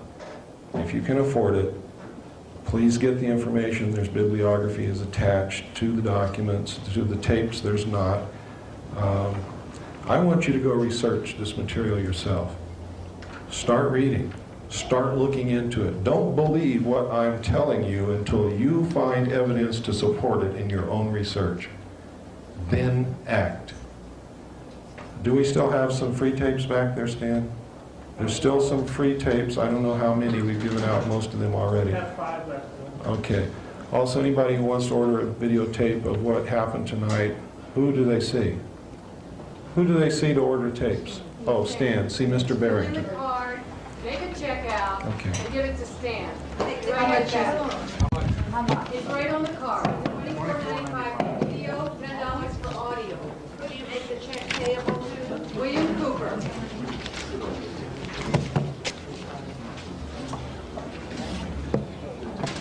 Thank you. I wish you all love, peace, happiness. Please be truth seekers. Yes, sir. Now we'll take questions and answers. Yes, sir. Got 3 short. Okay. The Eisenhower Treaty. Oh, well, let me make this one statement first. When you consent to ask a question, you are consenting to have it included on the videotape. It is implied permission. Okay, I have to tell you that because the videotape is going to be disseminated to whoever wants it. Okay. The Eisenhower Treaty. That was to accomplish what? Question 1. That alien entity, is that one of the alien, or is that a representation of the total alien influence making the treaty, or is it just one alien? Okay, the question, ladies and gentlemen, was, One of the alien projects. he wants to know what the treaty was between Eisenhower and the alien nation that we made the treaty with. Number 2, did the parties to the treaty include just one race, or were they representing all the different races of aliens? And what was the third question, sir? What are the alien projects? What are the alien projects? There's a lot of alien projects. The first question, the terms of the treaty were that we would keep their presence on Earth a secret. We would not interfere in their affairs. They would not interfere in our affairs, and we were particularly interested that they not interfere in anything that would affect our future. We were really interested in that point. Another term of the treaty was that they would furnish us with advanced technology. We would, in turn, allow them to abduct human beings on a limited periodic basis for medical examination and the monitoring of our development only. We have since, over the years, found out that they have gone way beyond that, way beyond it, and are doing, in fact, very terrible things to a select few human beings that are abducted all around the world. The third part of, or the second part of your question is, did they represent one race or all of the races of aliens? No, this group represented one specific race at the time that I saw the documents. We have evidence now that they may be also, they may have also entered into agreements with other races of aliens, and we do not know what the terms of those agreements, if indeed there are agreements, are. The answer to the third part of your question is there are many projects. There are really too many to go into to answer one question, but there's projects to exchange technology. There's genetic engineering. There is mind control manipulation going on. There are test flight of the alien craft. There's a secret space program that has actually built a base on the moon and a colony on Mars. These exist. We have documents that can prove it. We have letters from people who participated in the projects. There is a book called We Discovered Alien Bases on the Moon, written by a man by the name of Fred Stettling, which includes actual photographs, NASA photographs in that book that show the bases, that show the alien craft on the moon, that show the facilities in the craters, the domes, the spires, the structures. They are some of the exact same photographs which I viewed between 70 and 73, which were a part of a portfolio which made up the information that I saw. It does not include all of the photographs which I saw, but there's a pretty good representation there. God, I could go on and on and on. But then, pardon? If you see someone, do you have a metaphysical bookstore in town? They should be able to find that book for you, whoever it is. Who was the writer? Fred Stettling. I think that book's been out of print for about 10 years, hasn't it? Oh no, you can get it from Fred. Yeah. Yes, ma'am. Is it possible to force an audit of the Federal Reserve? She wants to know if it's possible to force an audit of the Federal Reserve. Yes, it is. It is not only possible, but it is happening. The momentum now is being gathered. A bill is being introduced into the Congress shortly to do exactly that, to audit the Federal Reserve. The Federal Reserve has never been audited. If and when it is ever audited, this country's in for a rude awakening. Now, I suggest that you write your congressman to get behind this bill, insist that it be passed. Also include another paragraph insisting that they put another bill through Congress to nationalize the Federal Reserve, cancel the debt, and print our own money so that you can't owe yourself. The reason we owe somebody is because we're not printing our own money. They're printing it for us and loaning it to us, and it's not worth anything anyway. It's like me printing paper, giving it to you, and saying you owe me your ranch because I gave you some paper with my name on it. I mean, it's insane. It is. It's insane. It's absolutely insane. And how we've stood for it all these years, I'll never know. And I'm just as much to blame as anyone else. Yes, ma'am. Why was Nelson Rockefeller murdered and by whom? Pardon? Why was Nelson Rockefeller murdered and by whom? Murder who? Nelson Rockefeller. Why was Nelson Rockefeller murdered and by whom? Why was he murdered? I never got up to that level to find out. I don't know. Did he have a heart attack by injection? I'm afraid that that is quite a normal way of getting rid of people nowadays. Do you know anything about him? I know an awful lot about Nelson Rockefeller, but I do not know why he was murdered. I do believe, though, as you do, obviously, that he was murdered. Did Kissinger have something to do with that? Henry Kissinger may have. Henry Kissinger was Rockefeller's man. Rockefeller bought Henry Kissinger back in 1953 when he gave him $50,000. Gave him $50,000. From that moment on, Henry Kissinger belonged to Rockefeller. Yes, sir. You made the reference to air and water pollution. Yes. Do you have something to add to that as to... Oh, I can add quite a bit to that. I was trying to dwell on the most important things. Now, that is an important issue. But people are catching on to that, and maybe they don't need to be prodded so much. But in 1957, due to the fact that we had discovered certain things were happening, and the aliens are able, obviously, to predict the future, they say, and we can't believe that because we don't know yet if they're predicting it correctly or not. But a large body of the most prominent scientists in the world met in Huntsville, Alabama in 1957 to study the matter, study some of these questions we had from what the aliens had told us, specifically the benevolent aliens who were concerned about what we were doing to the Earth. They arrived at the conclusion that with or without predictions from anyone, by or shortly after the year 2000, the Earth would not be survivable, would not be able to exist here, simply because the projected increase in population, we would not be able to keep up with food supply for the masses of people. The burning of coal and fossil fuels would continue to pour carbon dioxide into the atmosphere along with other pollutants. The burning of sulfurous coal would increase the incidence of acid rain and destroy the forests. The forests are the only thing that keep the balance between oxygen and carbon dioxide. Since then, it's not just acid rain. We have been depleting the forests at an unbelievable rate. There's almost no rainforest left on the face of this planet now. The rate of pollution is unbelievable. At one point, we actually had rivers in this country that would burn if you lit a match anywhere near them. The whole length of the river would burn. It's incredible. There were whole rivers that were nothing but soap suds. We're getting better at doing that. But we've got to get even better and better. We've got to stop using fossil fuel.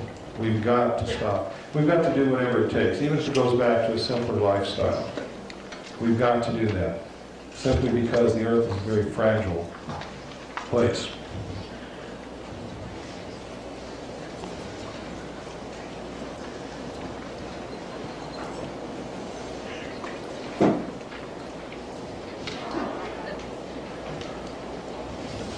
Does that answer your question, sir?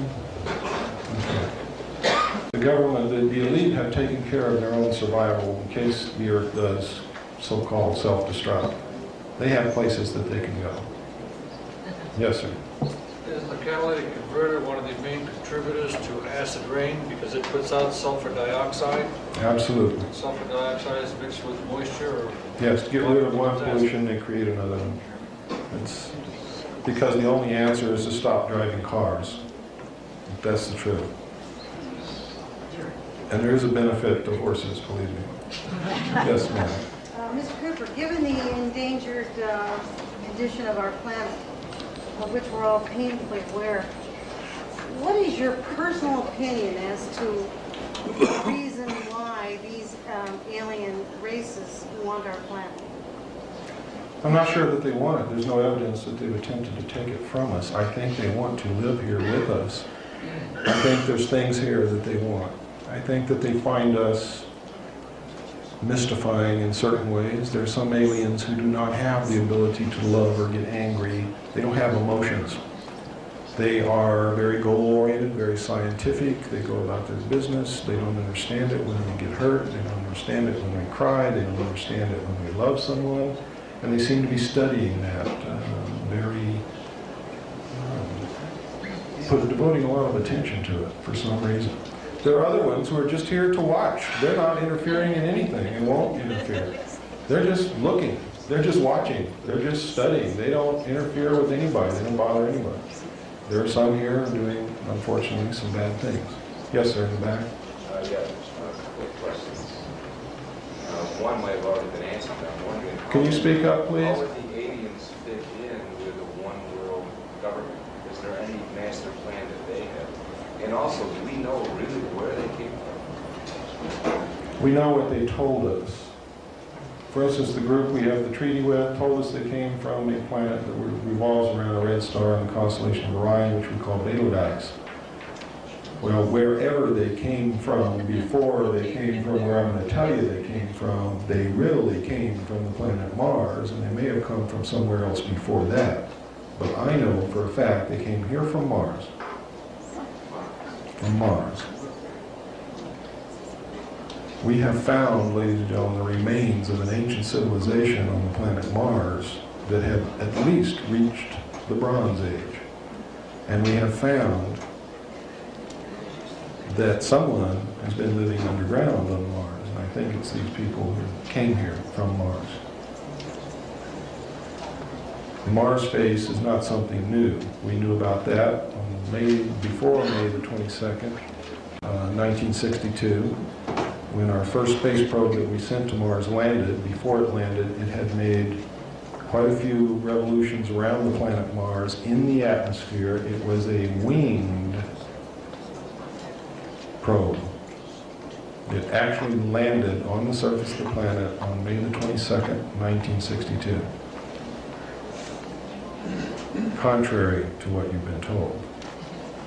We knew and photographed the face on Mars, the pyramids, the remains of cities, and many, many other things at that time.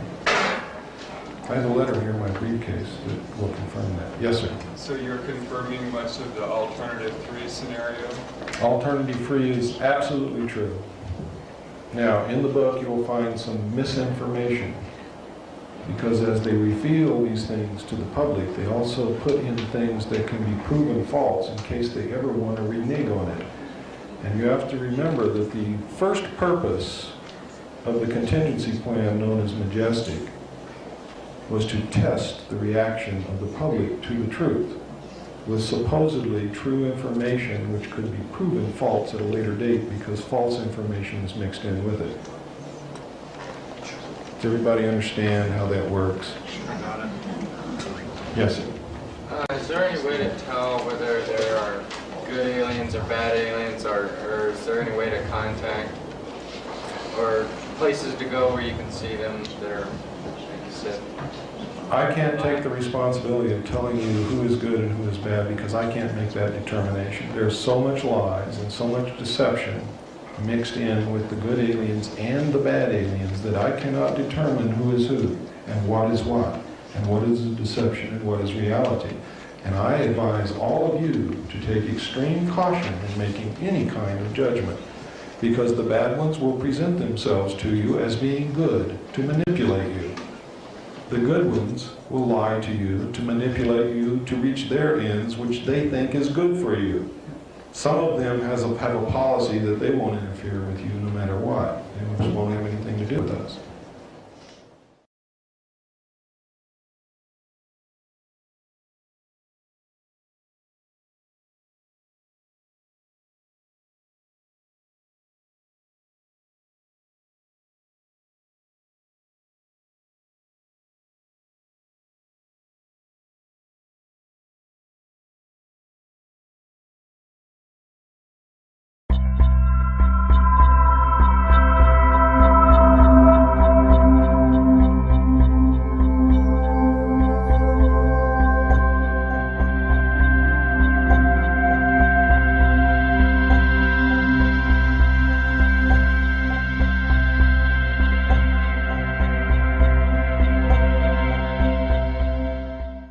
Understand how that works? I got it. Yes, sir. Is there any way to tell whether there are good aliens or bad aliens, or is there any way to contact or places to go where you can see them that are, like you said? I can't take the responsibility of telling you who is good and who is bad because I can't make that determination. There's so much lies and so much deception mixed in with the good aliens and the bad aliens that I cannot determine who is who and what is the deception and what is reality. And I advise all of you to take extreme caution in making any kind of judgment, because the bad ones will present themselves to you as being good to manipulate you. The good ones will lie to you to manipulate you to reach their ends, which they think is good for you. Some of them have a policy that they won't interfere with you no matter what. They just won't have anything to do with us.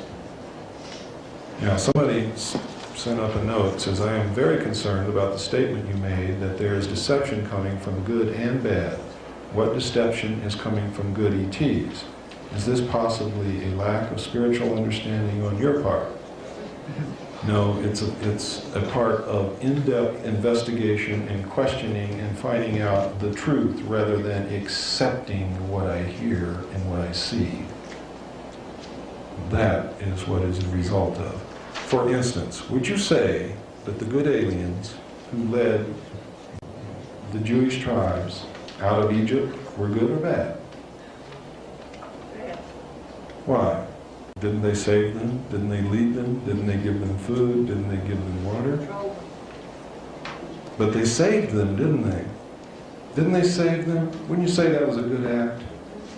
But how did they accomplish it? They deceived them. They said that they were God.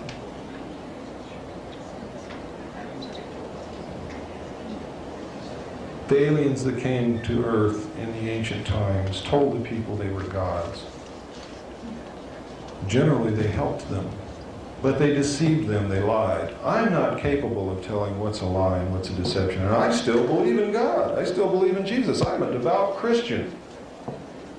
But I know that much of what is in the Bible is of alien origin because I have done my research, and it is without a doubt that much of our religious history is alien manipulation.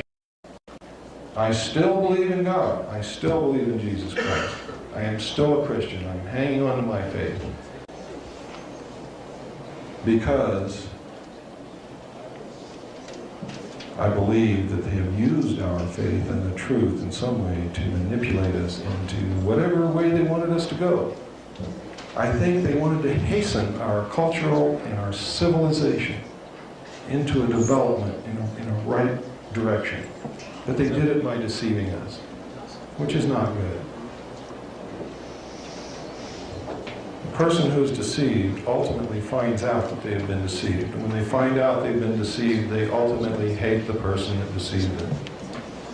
And that is the ultimate end result of deception. Yes, ma'am? I have a couple of things. First, I had a copy of what you're selling. Uh-huh. I sent it to the cemetery, I sent it to McKean, and I sent it to the Supreme Court, and I haven't heard an answer. I would like to know what else you have that I can do to send it something. Write a letter in your own handwriting expressing your own fears and concerns, and then follow it with a phone call and demand an answer. I told them that I wanted to. You have to you must continue doing that. As other people begin to do it with you, they are going to be forced to answer. I did the same thing you did. Only I sent 536 copies to every senator, every representative. I got 6 answers.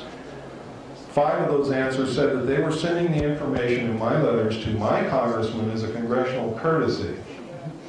The 6th letter was from my congressman saying, I don't know what this is all about. I never received anything. Yes, ma'am. And when I go to tell people about what you wrote, I mean, I want everyone here to know. I mean, I almost felt like I had an ulcer. Nobody would believe me. They told I was negative. What are you doing talking about this negative stuff in the planet? You're crazy. There's no aliens. Welcome to the club. Yeah. No one knows about that better than myself and John Lear. We've been called kooks. We've been called mentally deranged. We have been laughed at. Would they make jokes about us on television and on radio? I don't care. I'm going to persist until we get results. The reason we're not getting results now is because you and I are the only ones writing.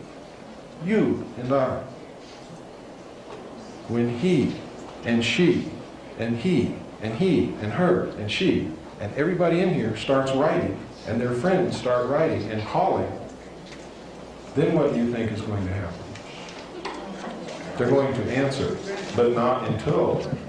Not until. That's why we need all of you with us. We need you marching right alongside of us. Ma'am, I care more about this country and the Constitution of the United States than I do about my life, because if they succeed in what they have planned for us, I would rather be dead. And also, I was raised that if you know you're right, you stand up and fight no matter what happens. No matter what happens. That's got to be done. John Wayne taught me that. That's pretty far-reaching now, though. Yes, sir. How many races are you aware of? How many what? Different races are you aware of? I am only personally aware of 4. What are they called? That's what's called the Eevees. The Long-Nosed Greys, which came here from Mars, which we have the treaty with, the group called the Nordic, and the group called the Orange. Okay, at the time that our government made the contract with the Long-Nosed Greys, weren't they offered a alternative with a more, quote, benevolent Yes. group? And If you move into a new neighborhood, okay, and I belong to one gang and she belongs to another gang. She's a very nice looking lady, isn't she? And she comes up and tells you, hey man, you moved into this neighborhood, watch out for old Bill over there. Bill's mean. But I'll help you and I'll protect you. And I won't let Bill do anything to you provided you get rid of all your knives and guns and don't ever lock your doors. What are you going to do? I'm probably going to go with you. There you go. See, I think they made the right decision when they turned down the initial offer because they were faced with so many uncertainties and so many different things happening and alien races from other planets. I mean, my God, I look at the technology that they have and you want us to disarm? Are you got bats in your belfry? I think at that time their decision was right. Their decision to self-destruct the American people was wrong. Their decision to make a treaty with an alien race without the advice and consent of the Senate under the Constitution was wrong. It's illegal. Lying to the American people all these years, manipulating us, controlling us, literally ripping up the Constitution and putting it in Ollie North's shredder is wrong. All based upon an assumption that if we knew the truth, we would flip out. And that a small handful of men know better how to run this country than the people of this country do. And they are all part of a group who wants to subvert the Constitution in the first place to create a one-world economic system under a one-world government with a very few people at the top holding all the power and all the money, holding all the strings. This is the original alien intent. Seeds planted. The aliens planted those seeds, yes, over 250 years ago. Yes? What about, what about Admiral Byrd's papers? Has anyone ever gone into those? Are they still sealed? Ma'am, with all due respect, we must stick to the most pressing problems at first. Right now, confronted with what we're confronted with. I thought maybe that I can't be concerned with a hole at the pole. I'm very serious. Well, it may have something to do with it, but I'm not aware of anything that yes. You talked earlier about a lot of people who've been abducted and have been implanted, have moved away from their residence and or grouped together in other places. How do you see that fitting into the picture? The people who have been abducted and implanted have some ultimate mission. We know that. They are compelled to move to certain places. Some of them are compelled to stay in the same place. When their mate, if they're married, resists, they leave their mate. That's how much they're compelled to do it. There have been people who left their children, women who've left their children, which is totally against the paternal instinct. I mean, the maternal instinct. It's just totally against it. Women just don't do that sort of thing. It's not. There's a level of mind control at work here that is terribly disconcerting. They are implanted, they have a specific goal to accomplish in the future, and most of them know that they have something that they're supposed to do, but they don't know what it is, and we don't either. The government is terribly afraid that when somebody pulls a switch sometime in the future, these abductees are going to go out and cripple the communications and blow up bridges and cripple the government. The government's afraid of this. I don't think that's what it's about. It may be what it's about, but It concerns me that the abductees are seeing an obvious criminal act as being a good thing. For instance, they're asleep in their bed. Someone comes and kidnaps them out of their bed. These people that kidnap them are so different than us that it's got to strike total fear into them. They are totally paralyzed, immobile. Now, most people have never been totally helpless in their life. And I'm telling you that that is the greatest terror that you will ever feel, is when you are totally helpless and you know it. Now, these people are taken into an alien environment in a craft that floats in the air. In a round room, and they all describe this room exactly the same. There is no difference between the descriptions. None of them know the other. Most of them have never heard of abductions or UFOs or spacecraft or aliens or anything. They've never read these books. And until just a few years ago, there weren't any books to read about abductions, because this is a recent thing that's been coming out. So we know that they're telling us the truth. We've hypnotically regressed them. We have tons of evidence and descriptions, and the stories are always the same. And sperm and ova is harvested from them. Scoops of flesh are taken out of their body, which leave pot marks. They are surgically operated upon. They are implanted. Some females are impregnated. After the end of the first trimester, they're abducted again, and the fetus is taken from them. And the abductees perceive this experience as having been a good experience, and no harm was done to them. Yet, and this is their conscious mind talking, listen to what their subconscious mind is telling them. Their subconscious mind is causing them to exhibit all of the same symptoms of a rape victim or a hostage victim who has been held for a long time, commonly called Patty Hearst syndrome, where you begin to identify with your captors.